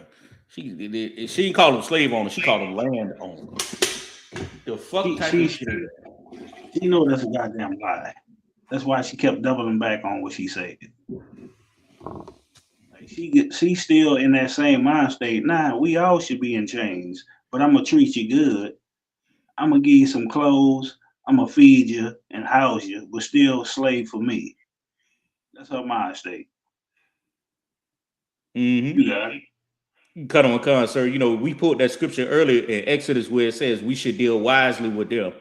And that's exactly what it is. You know what I'm saying? As long as they can feed you. Back in slavery at the time, they had a certain time to where on the weekend or in the middle of the week or either on the weekend, they had you get drunk, have sex with your wife. But then again, you know, after it was over, they get you right back to work. They're just dealing with it more wisely around this time because now they cut the chains off, but the chains is on your brain. Negroes, they can't, especially when payday come. Negroes can't wait to get paid. I remember, sir, I used to work at a chicken plant at a factory, and it was an hour away. We get on the chicken plant van. We pay the chicken plant van the money because it took us to work for the factory workers down here in Augusta. Was to go to the chicken plant. It was in South Carolina. So, you know, Augusta, Georgia is basically connected to South Carolina. It's right here. It's ISBK, South Carolina. So, you know, Augusta, Georgia is connected to South Carolina. So it's a factory out here where everybody in Augusta go to. If you need a job and you're a felon, they know that, you know what I mean? This factory right here, it'll employ you. It's called Amex Farms. It's in Batesburg, right there with Shaw in Columbia. So we'll pay the chicken plant van to take us out there to go work or whatever the case may be like that on a payday. Right across the street or right down the street, not too far from the chicken plant, you have the gas station where you could cash your check. Right beside it was the liquor store. So you know what I mean? Right. Negroes used to go to they seen a lot of Negroes cash their check. And also a lot of Negroes at that liquor store. You know what I mean? They knew what it's there's another video I seen where Kevin Hart and Grant Cardone, he was like, well, they put everything in your community because they know where you already gonna spend your money on. They already keeping you in the trap. They already know exactly what you're gonna do with the money. Right? They already know how to control your brain. They dealing wisely with you, as the scriptures say. You know what I'm saying? Right. You already a felon. You're already on child support. You're already fucked up. So guess what you gonna do when you go cash that check? By the time you get that check, a nigga got to get his mind right. And you telling me the gas station is connected to the liquor store? Nigga, you ain't doing nothing but cashing that check, walking between two doors. You better go give him that bottle. Probably go find him a nice little hole and do what he do with it. That's the mindset of our brothers in the world. Go ahead, Frank. No, it's like I ain't mean to cut you off, but that's how you know we was on the same page. And I ain't even been in here for the herd with the scripture you brought out earlier. Right. You know, but we know what they do, and we know that they're against us. This the same thing. Like we got all these Chinese hair salons and nail shops and everything. We already know they was already placed in our community because they know how to make money off of us. And when they get their money, they not with us. They don't give a damn about you. They just making money off of you. They know how to get paid off Negroes. They know what Negroes like. You're going to go in that goddamn corner store. You're going to have fried chicken. You're going to have your favorite blunt wraps. You're going to have your favorite shirt, your T-shirts, every goddamn thing, your favorite liquor. And they doing that shit because they know what niggas like. They're not doing that because they like niggas, but they know what niggas like. Right. You got it. And that's what's keeping us, because it's the same. We can add that conversation along with the Orientals, because they supposed to have this Oriental boycott going on. The Orientals, they know exactly when you walk into that Oriental store, they got these little shirts in there with the little black words on the hats. You know what I'm saying? Got the Hennessy up front. This ain't on the wall. They put the Hennessy, big bottle of Hennessy too. They put it up front, knowing you done got paid. I started to see it too, because at the same factor that I'm talking about, only on a Friday. I was studying this because, you know what I'm saying, I'm in the truth at the time. You know what I mean? I said, only on a Friday, these crackers come out here. They set their barbecue food trucks up on a Friday, knowing the niggas done got paid. They getting all the money. And it's about, factory workers. I'm talking about, it's in 1,000 deep at this location. So how much money they done made for the day? You know what I'm saying? No black food trucks out there. These crackers, I'm talking about, man, it's about 6 food trucks out here on a Friday. right. They'll pay for their vendor license, whatever the case may be, come out there, set up. Knowing them Negroes gonna love some barbecue, knowing them Negroes gonna love some little wings or whatever. They just cash their check. All of this in the same location. You got the factory right here, the food truck outside. Right across the street, a little bit down the street, you got when you cash your check in at, you got the liquor store right there. They used to have a little white boy to pull up. See, this was in the cut, sir. They used to have a little white boy pull up. He was the one with the weed. He used to serve everybody out of the van. So everybody had their own community and shit going on out there. They know they can eat off them niggas. You know what I mean? That right there. When you ever heard of Chinese people love fried chicken? When that stereotype was put on them, that Chinese people love fried chicken. Right. Who they sell that shit to? Negroes. Your Latinos, Native Americans. They ain't never heard of no goddamn Chinese people love fried chicken. But they got fried chicken spots open up. Even with the Arabs. They got goddamn fried chicken places open up. And guess who behind there cooking that fried chicken though? It ain't them. They hiring Negroes and Latinos and shit to cook all their food. Yeah, majority Latinos. Right. Salakia, man. Shit. You got May I add something? Go ahead.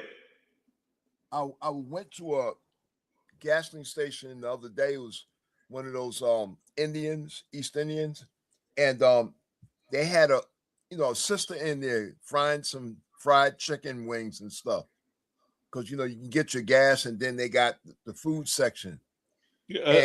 Like Paul, you said she was a what? A sister, a young sister.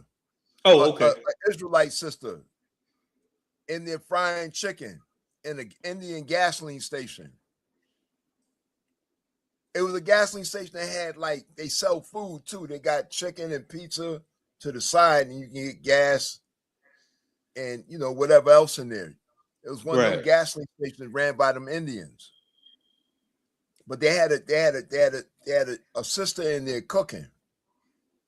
So they had an Indian woman in there or an Indian dude, and he was back there with her learning how to cook the fried chicken because she was up there. Now you take the chicken and put it in the flour and put some seasoning on it. She was kind of showing them. I was like, that's how they learn. They don't come from India or China or some of these other places knowing how to cook this food. We got to show them how to do it. And then I'm like, as soon as they learn enough from her, they're going to get rid of her. Right? You know what I'm saying? Yeah. But she was back there showing them how to cook the fried chicken wings and stuff. And she was doing a good job. But she was showing the dude how to do it. Because he didn't know how to do it. And they opened all these stores and stuff in our neighborhoods. Not only that, gasoline stations, hotels, all this stuff is ran by these people. They're like parasites to our communities. I'm right. I was gonna say, Paul, is that I seen a video probably about a couple of days ago when it was saying that they learned from us back then of knowing what we like in Vietnam when the niggas went out there in war on how to fry chicken. You know what I mean? So they already knew you knew how to fry chicken. You know what I'm saying? It's an old video of a brother. He's sitting around some other brothers, you know what I'm saying? And they was talking. They was letting brothers know what they was going through. He was like, how can I come over here? And you know what I'm saying? They already know the word nigga and stuff like this. You know what I'm saying? How did they get this in their head? And he was talking about wearing an afro and all that. I think y'all seen that same video. These brothers, they were just sitting down, chopping it up real smooth, chopping it up like niggas, you know what I mean, niggas do. You know what I mean? So I mean, they always, you know what I mean, been dealing wisely with us in that too. Go ahead, sir. I'm sorry, Slugger. Nah, Slugger, I don't mean to cut you off, but if you go way back, you're gonna see that the Africans was teaching their kids when they come to America, making them watch videos how to not mess with the Negroes in America. This way back. Like this shit way when I first came to school. Like the Africans had videos showing their kids not to come over here in America and not mess with American Negroes. Like, this shit old. Like ain't none of this, like the scripture say, ain't nothing new under the sun. You know what I'm saying? So we know they've been studying us forever, and they know what we like. They gonna cater to us just for them to get rich. That's why the scriptures say they shall make merchandise out of you. That's the whole reason. They gonna make merchandise out of you. That's why you got all these goddamn football leagues, NBA sports, and all that, because Negroes lead that. And then whatever you do, they take profit off it and make merchandise out of you. They gonna get rich off you. Like these leagues and everything, they ain't no different than the Coliseum days. They know how to get paid off of you. You got it. That is so heavy about what you said, because that's exactly what they're doing. They know how to make merchandise out of us, man, and that's literally exactly what they're doing. They're using it. You know what I mean? And also we crippled at the same time for even building in our own communities. I remember a couple of podcasts ago, we was talking about we can't even pass out flyers. We can't even do this. We can't even do that because they'll call it solicited. You know what I'm saying? Like they crippled us in every way, built and created laws to where we can't even build as a nation. And even if we think about it, you know what I'm saying? They'll start moving the goalposts. And I remember I remember saying that, you know what I mean? If we look outside right now, because I remember this back in the day, it ain't like this no more, but I remember back in the day when I was coming up, I'm still a young man, but it still had that residue left of it. Niggas was just able to just stand outside and drink a beer at the corner store. Nobody bothered. Now if you do it, you know what I'm saying? It's you know what I mean? That thing will be sworn with police. They don't want you talking to each other. Right. Nigga, you know we from the South, so You know, them laws been around for a long time. Nigga can't go out there and drink a beer in front of no store. You can't pass out no flyers, none of that shit. They gonna call it soliciting, or they gonna say laundering. You laundering. You already know. I know, nigga. Shit. They gonna call it laundering, soliciting. You can't do none of that shit. They made laws against all that shit just to stop us from doing what we do. Even if you ain't out there causing no violence, no harm, they gonna make it a law that you can't do it, nigga. Yeah. But they do the same shit that they say we can't do. We can't do it, but they can do it. You got it. Yeah, I say that's something that our people should point out and look at. You know what I mean? Because they want to break off all communication from. You could be at your slavery right now. If they see a group of niggas talking for too long, they coming to interrupt. They want to know what you're talking about. They gonna do it everywhere. So like, if I can, they say Negroes that's 5 deep is a gang. You 5 deep, you a goddamn gang. But if you got 5 volleyball white boys together hanging out, and they don't call that shit a gang. When Negroes hang out, they click. Right. The nigga got on cliques. Nigga come from football practice. They gonna pull you over and say, y'all gang. They got on team tops with a goddamn volleyball. They ain't gonna call them a goddamn gang. Right. You got 5 surfers hanging out. They ain't gonna call them a gang. And they hang out every goddamn week. They ain't gonna call them a gang. They can walk up the goddamn street with surfboards in their goddamn hand. They ain't gonna call them a gang. But you see 5 Negroes together, it's automatically a gang. They started that shit years ago in the 90s. 5 Negroes hang out, you a gang. You got 5 goddamn surfboarders, beach ball niggas together. Y'all ain't no gang. They excuse that shit. That's how you know they against us. Right. That we do, we a goddamn gang. You got it. I seen it earlier. It was Officer Tazai from I know he's in Atlanta now. He was out there in Alabama. He posted a picture and it was 12 right behind me. It was the police. He said, "Man, it ain't a camp, but let's 12 come." He said the police always gotta get called when you bringing out the truth. So it's serious. You know what I'm saying? Even though, and that's the thing about the truth too, because you know what I'm saying, I ain't never really see. I said when I came inside the truth, and I seen a black woman listen to it. This is how the simplest stuff will blow your mind. Oh, it's that when I seen the black woman listen to a black man, I was like, damn, she listening to this nigga. Cause you know, coming up, a black woman don't listen to you. Well, in my household it did. But you know what I'm saying, outside of that, where I see a black woman actually listen to a man and she followed him by command, I'm like, I'm with that shit, nigga. I don't know what he told her or what bug he put in there, but nigga, she listened. You see what I'm saying? So it's like, man, it is very heavy when you come inside the truth, man. You start to see it, you see the Lord working with it. So of course our oppressors, when we out there bringing it out of camp, you know what I'm saying, they're gonna be against anything that we do. You know what I mean? My bad. Who had something to say? No, so like I ain't want to cut you off. You were saying something heavy. I didn't want to cut you off. Oh, go ahead, sir. No, I'm just saying that's when the blindfolders come off. You know what I'm saying?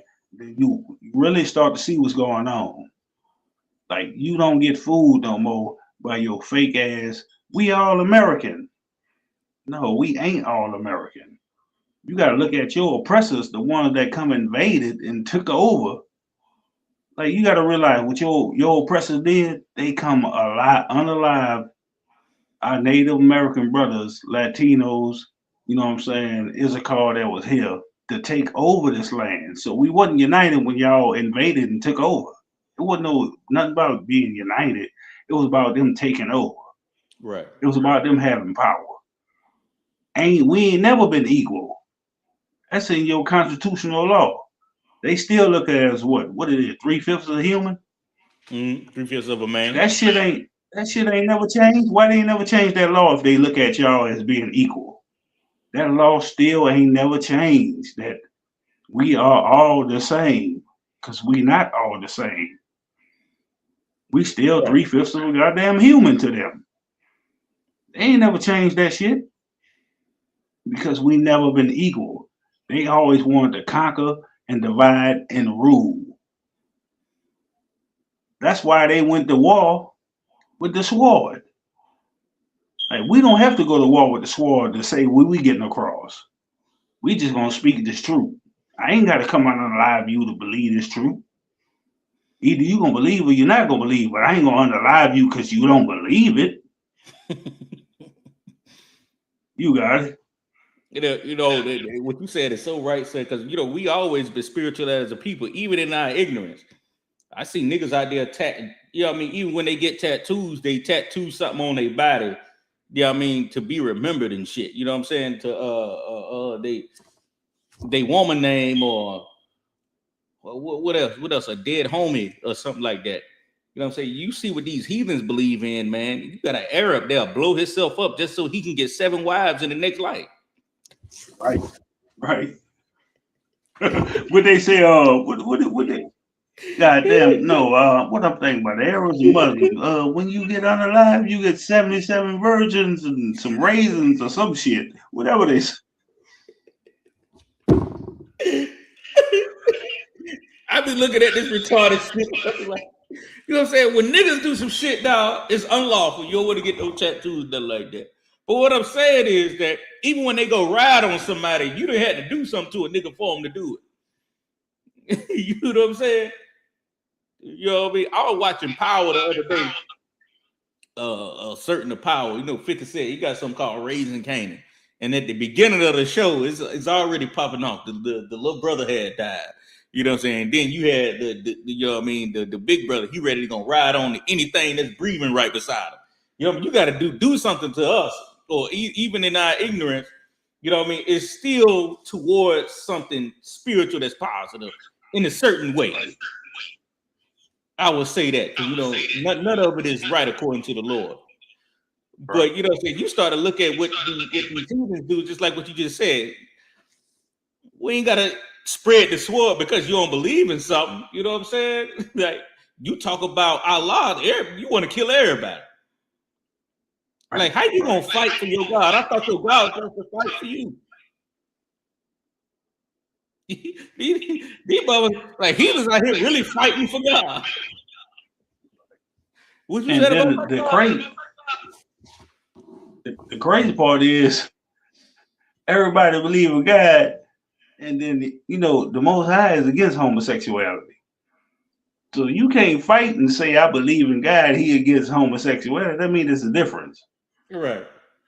I mean, somebody got to go, and who you gonna pick? You or the homosexuals? Right. Is you gonna pick yourself and all these other people and the homosexual? Like, you got to make a choice. Like, the Most High, you read in the scriptures where he against homosexuality. Christ ain't come back and say I'm about to be unalive for homosexuals. That ain't in the goddamn Bible. Like, that's not in the Bible. Christ never said I'm about to be unalive for homosexuals, because that's against the Bible. That's against the commandments. You know what scripture I love about that scripture? When the scripture, an effeminate should not make it in the kingdom of heaven. I love to break it down to them on what that means. But it says an effeminate should not make it into the kingdom of heaven. You know how it is, sir. You know how we be running into those alphabet communities about how God approved them of their lifestyle and everything like that. You know what I'm saying? I seen the video of a guy. I think it was and then he made himself look bad. I ain't gonna lie to you, he was Israel. You know what I mean? But when you do that shit, the Lord is not with you. He was like, women should be respected, because I'm talking about this is clearly a man, but he called himself a woman. He was like, women should be respected, or something like that. You know what I mean? And it was a white dude. It was a woman standing right beside him. He was like, yeah, you talking about she should be respected? Yeah, I understand she should be respected. He was like something like that. but they was arguing back and forth on is a man, and this is just clearly science, and this is clearly something that we should already know. And I hate this shit for this universe. This is disgusting. Is a trans woman considered a woman? No. I don't understand why we even having this conversation. But this world is so goddamn confused that they got arenas debating this shit. Right. If you believe in the goddamn scriptures, ain't no way you could say I was born a goddamn homosexual. The Most High already told you he made male and female. He didn't say I made a male female, a female male. He said male and female. He simply said that. He didn't say I made you because I decided you to be a goddamn male, but you're gonna turn out to be a woman. I made you a woman, you're gonna turn out to be a male. He told you male and female. He ain't give you a choice. You wasn't born with a choice. You was born male or female. And then you come out and then talk about, well, I always feel like I was gonna be a woman. No, the Lord made you a male, dog. What the hell is you talking? The Lord made you a woman. What the hell is you talking about? He ain't gave you no choice in that. He made you what you are. He didn't say I'm gonna make a he she. The Most High never said he would have put it in the scriptures. I'm gonna make you a he she. Right. He didn't do that. Ain't no such thing. I was born like this. No, you was born a male. How you gonna feel like you was born a woman when the Most High made you a male? How you gonna feel like you're a goddamn male and the Most High made you a woman when he made you a woman? Like, what the hell is you talking about? Right. You got like something. Just say something happened to me in my life. You know what I'm saying? Something happened to me in my life that made me do this. Like, it all comes from you being raped or whatever. But the Most High ain't never said nothing about you gonna be a male, and then now you can make yourself into a female, or you gonna be a female, now you can make yourself into a male. The Lord ain't say that in the scriptures. That ain't what the scriptures mean when it say come as you are. The scriptures ain't, when the scriptures say come as you are, it wouldn't talk about I was a male when I was born, but now I'm coming as a woman. Yeah, I was a female when I was born, now I'm coming as a man. Ain't what it mean when it say come as you are. Like, the Most High ain't never said that. Now you could read that in the scriptures and you claim to know, oh, I know the scriptures. I was born as a male, but I'm a female really on the inside. Stop being bitch made. just stop doing it. Go ahead, you a woman talk about you should have been a male. Stop being masculine. Just stop wanting to be over and control every goddamn thing. That ain't what the Lord was talking about. You all confused because your oppressor told you could be whatever you want. They told you go out, you know, they got some people that go out there and sleep with animals and everything. Exactly. Right. Is you gonna be one of them that go sleep with animals? Like, that's what's called bestiality in the scriptures. That's why we got a scripture on all this in Leviticus. That's why we got these scriptures. You can't say I love the Lord and all this. I was born as a male, but on the inside I feel like a woman. No, stop being soft, brother. Stop being soft. I know you was raised by women and everything, but you got to learn how to man up one day. Like, stop being soft, sister, saying, I was a woman, but I was supposed to be a male. Well, you can't change. I don't know about, I guess they can now, but you can't change your private parts. Y'all tried to, but even a woman that decided to be a man, you still gonna have a goddamn period. Even the man that stopped even the man that want to be a woman, you still gonna have a ride. Even you get it cut off, surgery, all that shit. How you had to do it? Through surgery. But it still don't make you a goddamn woman. You know you're born as a goddamn man. I don't give a fuck what you got cut off. You still was born as we used to get when child born, you get the blue for the boy, get the pink for the girl. That's right. You still gonna be that. If I could, sir, if you see what, it was a video of a brother, he was exposing that, and he was like, he was talking to a little shouter. She was like, yeah, but you can't tell, because they was basically debating on just like what we talking about. If you could tell a young child or what they want to be, if he want to be a girl, you can be a girl. If he want to be a boy, she can be a boy. And he had to explain to her. He said that okay, but I was on your social media. You had a gender reveal recently. She was like, yeah, shout out to my baby. Woo, woo. And then everybody just put their heads down in the room. He said, why did you have a gender reveal? He said, because we want to see what it was. I said, good night. This bitch is dumb as fuck. Right. Why would you have even, Shalak, I was gonna say, even on top of that, when you're born in the hospital, they label your gender. Right. Boy or girl. Like even the hospital label your goddamn gender. Either the hospital don't say this is gonna be a girl, that's gonna be a man, or this is gonna be a man, that's gonna be a girl. The hospital label your goddamn gender. You got it. Man, that shit crazy as hell, man. You know what I mean? Paul, I see you had something to say earlier. Go ahead. Oh yeah, I just wanted to say that I've noticed over the past few years the feminization of our black men. It's been an explosion of that, and I think a lot has to do with what's in the food. They might have sprayed the weed with stuff. Also, I've seen like recently some brothers that be out on the street, and these guys are gay, and they're sick. They're totally sick. I seen this one guy, he was up there giggling and laughing in front of these white folks, and he was gay. You could just tell his demons all up in him. There was another brother wearing a dress. I seen a couple brothers like in Augusta that were like out of their minds. And these guys are supposed to be gay, walk around switching. I mean, like they looked at absolutely horrible. And I felt sorry for them. You know what I'm saying? Because I think a lot of times that homosexuality demon destroys from the inside. It destroys a man from the inside, especially our peoples. We're supposed to be away from that.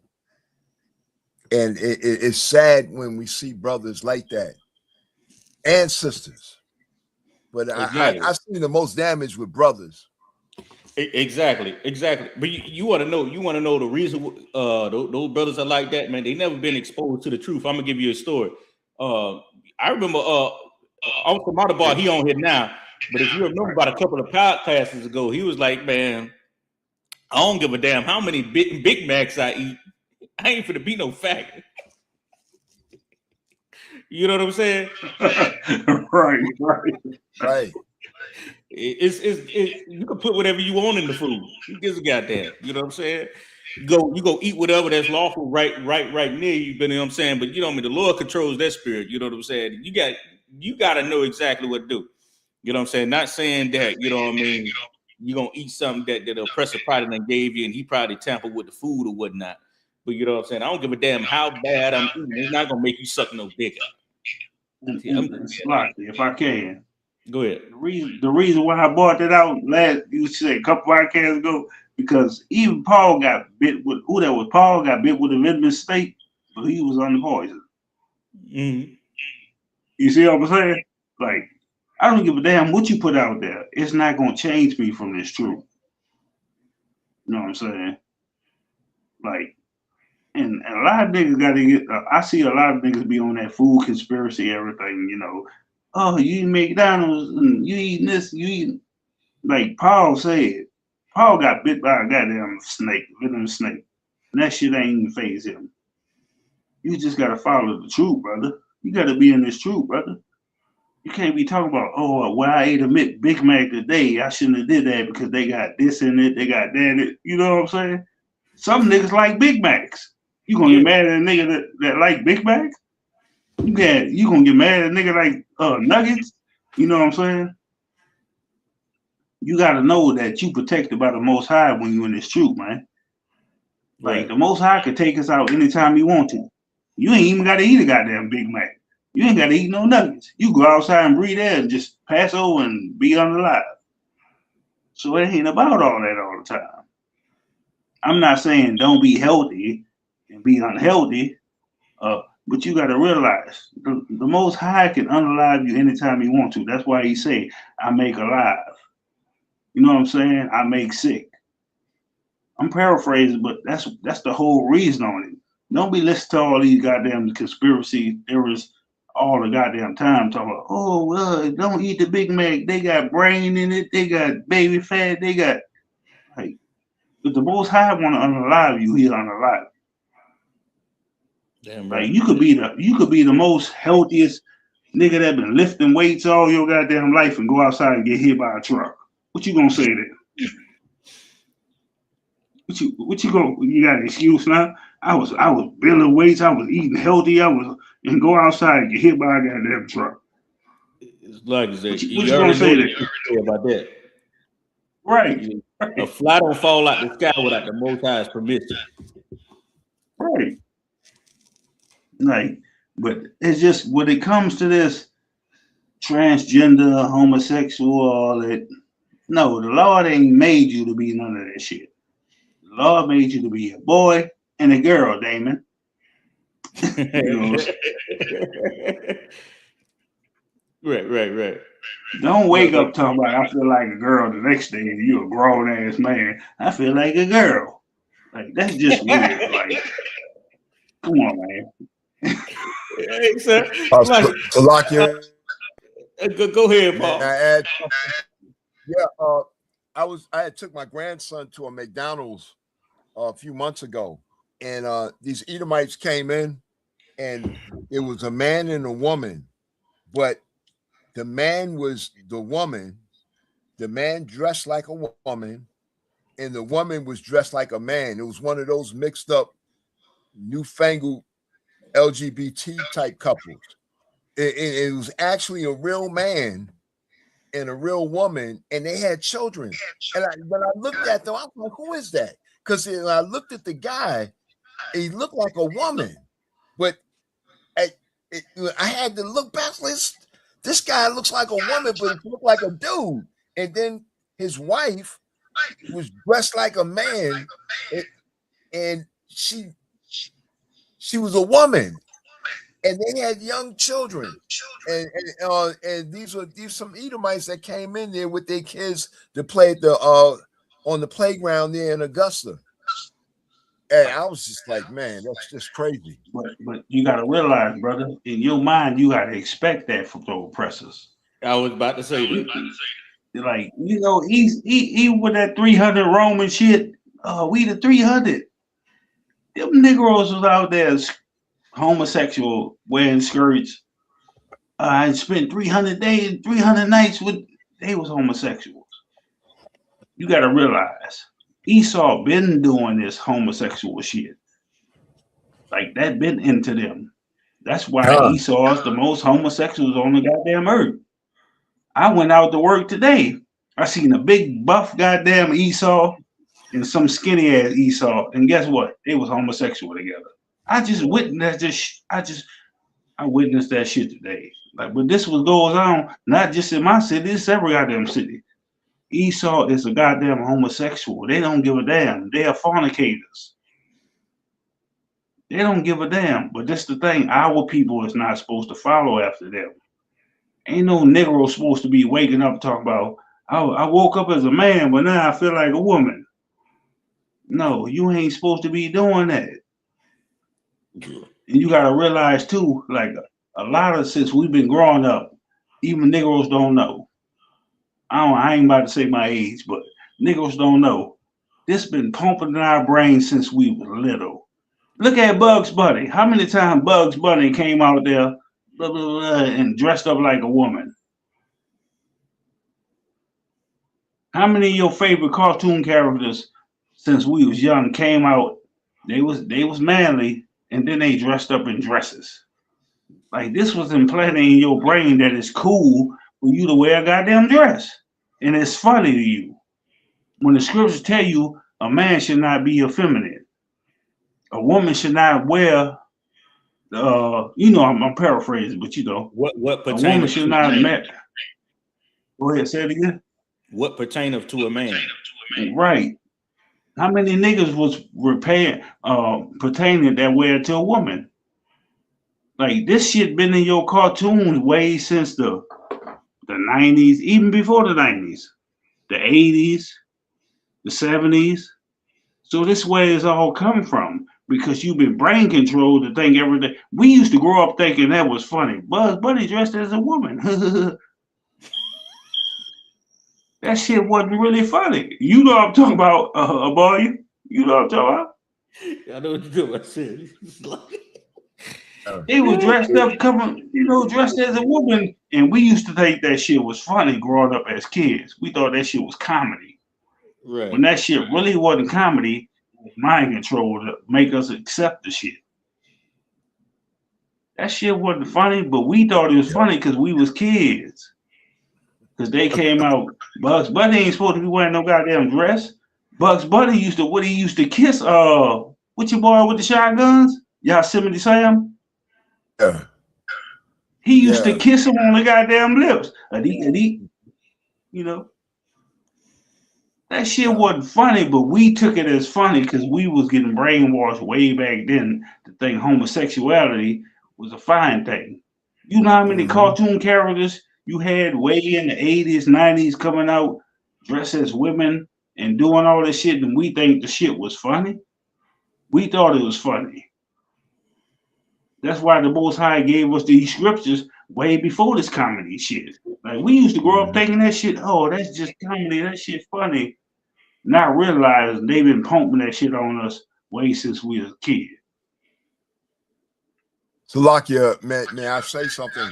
Right. The late comedian Flip Wilson was one of the first black men that came out dressing like a woman. If you can remember Flip Wilson, when he would dress like Geraldine. I know what you're talking about.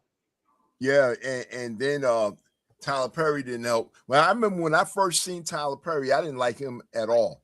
He just act like a coon to me. And I know this is not about actors, but he was further pushing that agenda of black men being effeminized. If I can, I won't cut you off. Yeah, no. If I can. Sure. We had the Shanays. We had Martin doing it. Martin used to come up there dressed like a woman. Mm-hmm. We had Jamie Foxx coming up dressed like a woman. And this way before Tyler Perry. Remember, the Martin Show was on way before Tyler Perry. You had Shanae, you had Jamie Foxx dressed like a woman. Even before them, it goes even before them. Yeah, we had them dressed, and they used to have us thinking that shit was funny for a man to dress like a goddamn woman. Because we wasn't in the truth. We didn't know. Man, we ain't supposed to be doing this. And after your Mark Lawrence and your Jamie Foxx and all that shit, you know what I'm saying? Even on In Living Color. Remember In Living Color? I remember this, sir. When they came up there, like they was punks and everything. What that shit they used to say? Oh, this is I forgot what they used to say, but you know what I'm talking about. I know what you're talking about. Yeah, they was coming up there like punks. Men rain on me or whatever the fuck they were saying. Rain on me, or, like this shit been going on, man, to make niggas be emasculated. Mario, you know what I'm talking about? He laughing right now. You know what I'm talking about? Yeah, I know what you're talking about. But it's a spirit behind it. I remember when I came to school, one of my big brothers, man, Charles R. We were sitting back in the barracks. I was living in the barracks for years, and we was having a conversation about that shit. We was like, man, he said, this picture he said, you know how you with a woman, just the love life of just being with a woman, man. And you got to wake up with a man cooking you dinner, and then you go behind and you just smack another man on the ass and be like, "Hey man, what you making me for dinner, nigga? I got you eggs, I got you sausage, nigga. Hey, just make sure that you don't use up all my shaving cream at the end of the night." I'm talking about he would just give me certain scenarios and be like another nigga to come in the room and just like, "Hey man, shit, nigga, you took all the cover last night, nigga. I ain't appreciate that." And it was like in my mind, like a man should not supposed to be with another man. Good night. Lord ain't made the world like this. You been molested, bro. You gotta remember, I'm gonna let you speak, Paul. Just give me 1 second. You gotta remember, this shit been pushed on. I was born in the 80s. So this shit was pushed on us in the 80s. This way in the 80s. Nigga, we in 2026. That shit was pushed on us in the 80s where they tried to make the shit like it was comedy. And we growing up as kids, we laughing at this thing. The Bugs Bunny could kiss Yosemite Sam. I got you. We was thinking that shit was fine. We were thinking that shit was cool, but not knowing they've been pushing this agenda for a long time. Because the YT man is the devil that the Bible speaks of. That's right. We thought that shit was cool. Like Bugs Bunny used to walk up on Yosemite Sam and kiss him. And he'll be like, "I get you wabbit next time." You know what I'm saying? Like we thought that shit was cool. When that shit really wasn't cool. You got it, Paul. I seen this little boy dressing up in his mother's clothes, and he had her shoes on, he had a bag and a hat on, because me and this guy was working at a house next door, and the little boy was he could have been like 9 or 10. He was young, and his grandfather came out the house and told him to get back in the house and take off his mother's clothes, because he was out in the front yard wearing his mother high heel shoes, had a pocketbook and a hat on, and everything was too big for him, but he prancing around in the yard. So his grandfather came out, made him go in the house, take off everything. So his grandfather left, because me and this guy was putting up some sheetrock in the next house next door. So we was kind of looking. So as soon as the grandfather left, the little boy came out. This is a little while later, dressed up in some more stuff, had another pocketbook and some other stuff his mom had. He walked around in the yard, this and that. Me and the dude was telling the kid, take your mom's stuff off. You know, that guy, little boy uncle came out the house. Little boy's uncle was a flaming sodomite.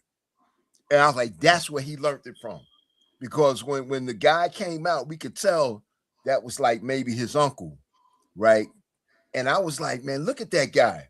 And his uncle had on some lipstick and some other, you could tell, you know, he was that way. I said, that's where the little boy got it from. That's where the little son got it from his uncle. And I was like, Lord knows what was happening in that house to make him like that. You know, I bet he was getting molested by that guy. She probably was. Shit. Yeah, right. And who you think the uncle was getting molested by? Damn right. Damn right. You know, and that's the thing about it. I was going to tell a story before, if I could, sir. I was going to tell a story before. This happened damn near recently, but not recently, probably about a year ago. I was over one of my close relative house in the world. You know, so I was sitting there talking, and a person who lives there, which is my cousin, you know what I'm saying? He's in that life, he's in an alternative lifestyle. And I was drinking, I was talking, you know, I was making jokes and shit on the slide, right? Just talking shit, you know what I'm saying, to him or whatever it is, whatnot. Not saying that I was picking on him, but I was just making slight jokes, right? And he walked outside the room, and he kind of walked past me. You know, he gave a look, and then he went in the kitchen. You know what I'm saying? And then he went back in his room. And then the woman that was there was like, he heard what you said. You know what I'm saying? I said, I'll go talk to him, right? And I went to go talk to my cousin. I said, I stand on certain things. I ain't gonna take back nothing I said, but if I said anything that offended you, I apologize because I ain't say it to you. You know what I'm saying? You know what I mean? I'm gonna just come to you like a man, all right? I apologize to you. I walked out the room, you know what I mean? He came back out there on the porch, you know what I'm saying? I ain't never heard him talk like this. Now he talking like a man now. He was like, all right, you know what I'm saying? You don't need nothing from the store? You know what I'm saying? I'm going to the store. You don't need nothing? Like when you come to a man like that, he's feet, like brothers who have been molested, they waiting on, especially he already know what I believe in. He knows exactly what I believe in.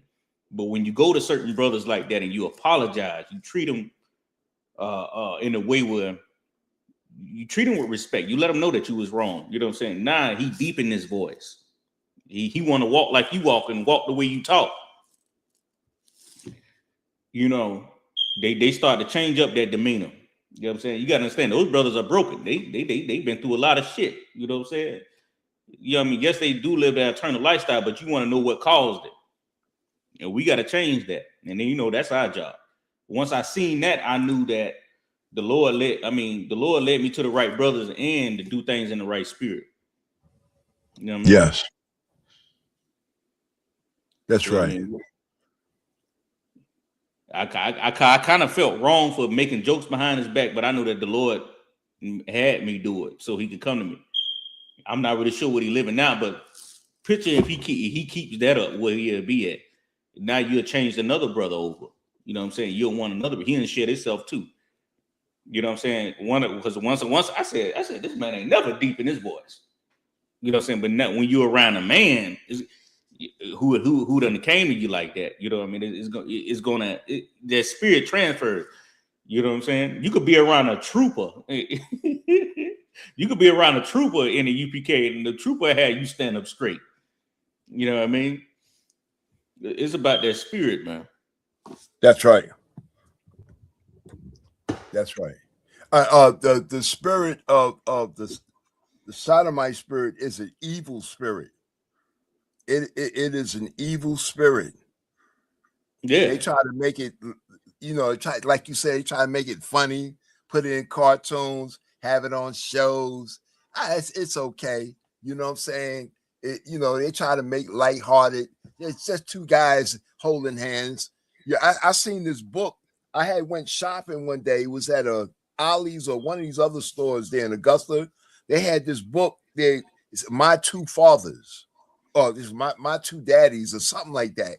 It was one of these children books that said My Two Daddies. I took a picture of the cover of it. It was in the children's section.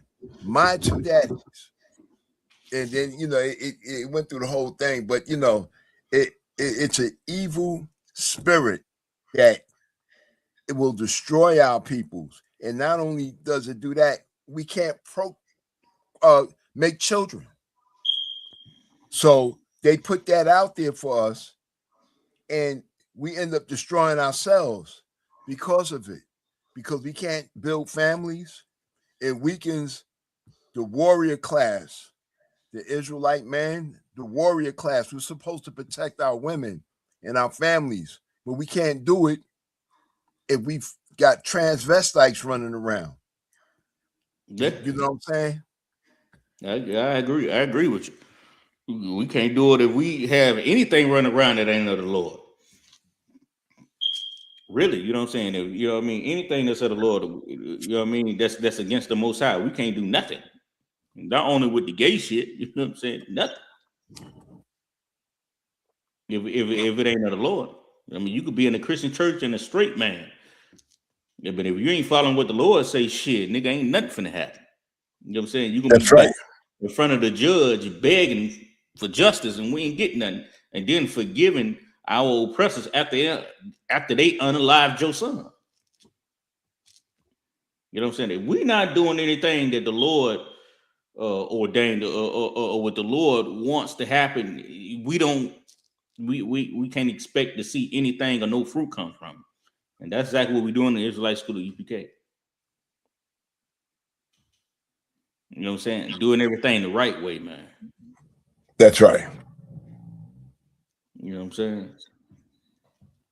Yeah, I mean, that's it, man. You know what I'm saying? So it's any type of sin. You know what I mean? Being serving other gods, or you know what I mean, in an alternative lifestyles, trusting in thine enemy when we're not supposed to trust our enemy. It's anything. You know, we're gonna continue to fail. You know what I mean?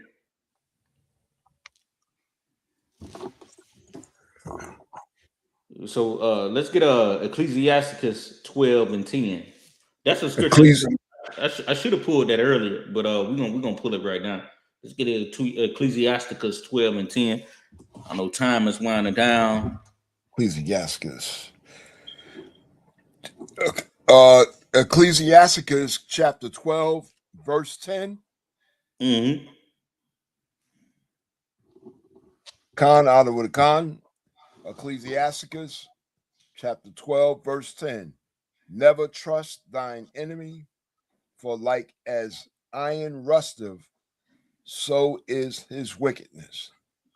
Never trust that enemy. So if iron rusteth, so is his wickedness. You know what I mean? Just like iron rusteth, you know what I mean? Iron rusteth, so is his wickedness, man. You know what I'm saying? You can start to see through it. I mean, you start to see through it right now as far as our oppressors on a wide perspective. You start to see how our enemies, you know, everybody want to claim this as being a big melting pot outside the truth. You know what I mean? How we belong here, and this could be the land of the free and all this and all that.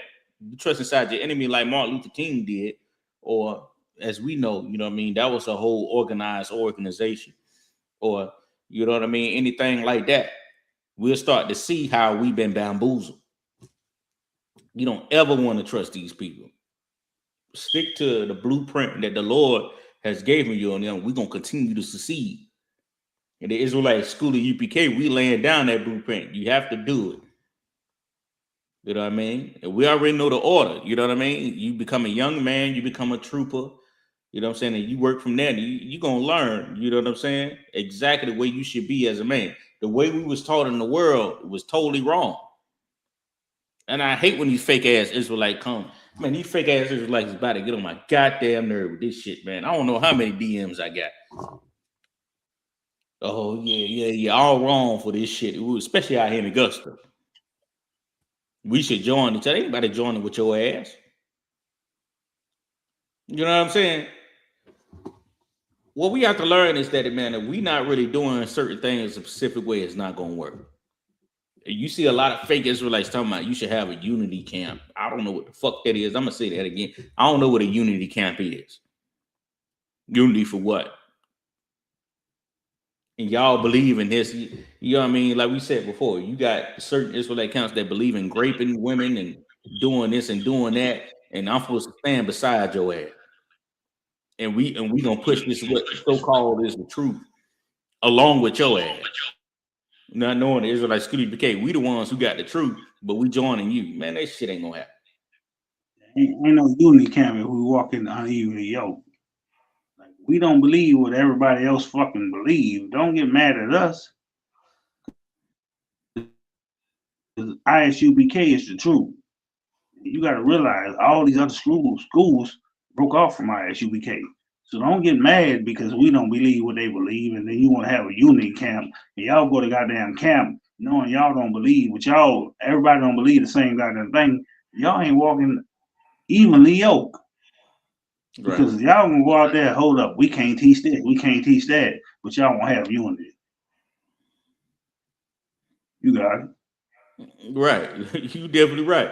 And we stand on it. We stand on it, and we've been good as long as we stand on those principles. And the thing about it, sir, not to get these purple pigs no credit. They don't even believe in no unity camps. They strictly purple. If you ain't a faggot, you ain't allowed.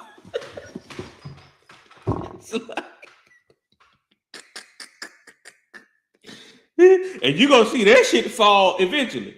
You see what happened to the rest of them.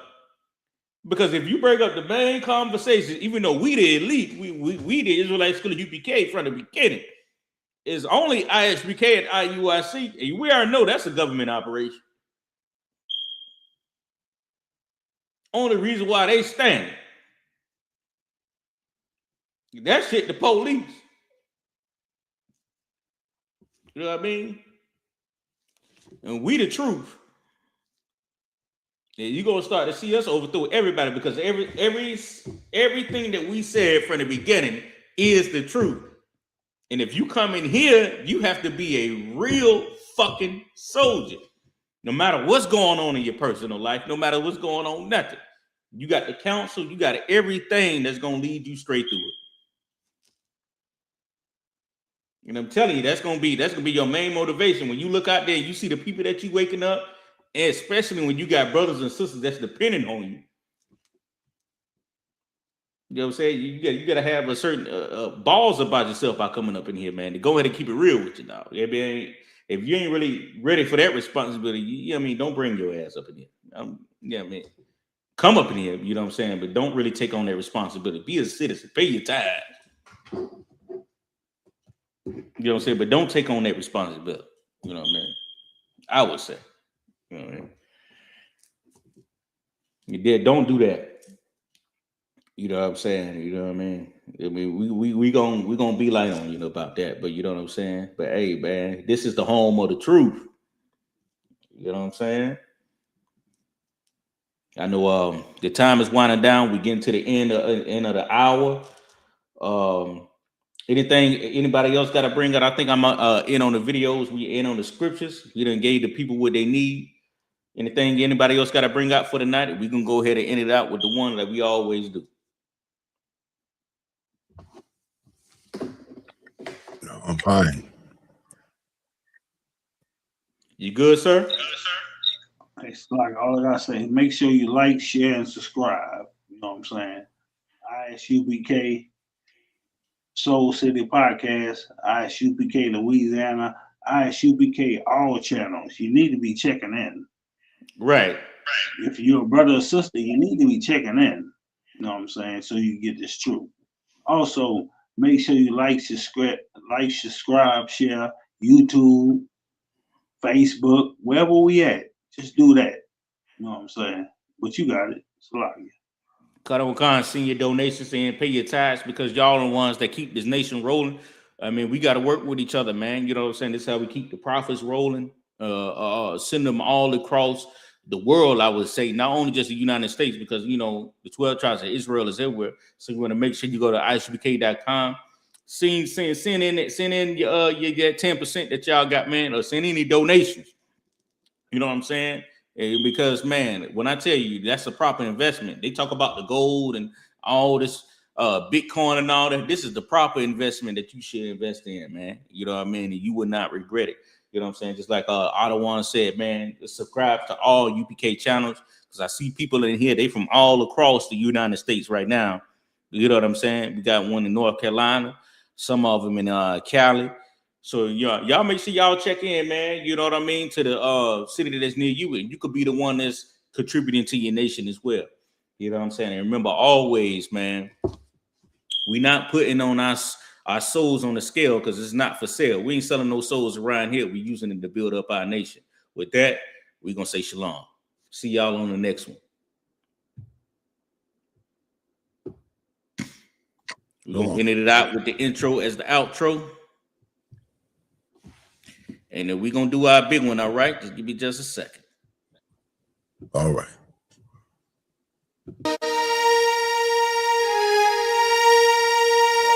Leadership. Right. Martin Luther King has failed. Right. Putin is going to fail. Right. Everything that we ever did in this place to thrive as a nation, following after our oppressor, has failed. Right. So let's try the right way to do it. Come back to these laws, statutes, and commandments, man. That's right. Read.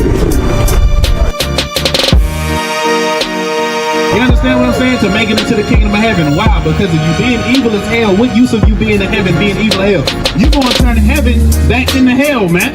You understand what I'm saying? Because you an evil bastard. You gonna pass it from you to the next person and the next person and the next person, man. Just are ignorant. You don't want to hear the Bible. Christ ain't got nothing to do with you. You don't want to hear it. So therefore, shalom. Get through, get through. But what you proving right now is you a baby groupie. You's a silly man. You's a silly man. You's a groupie, y'all. You feel me? Read the scripture.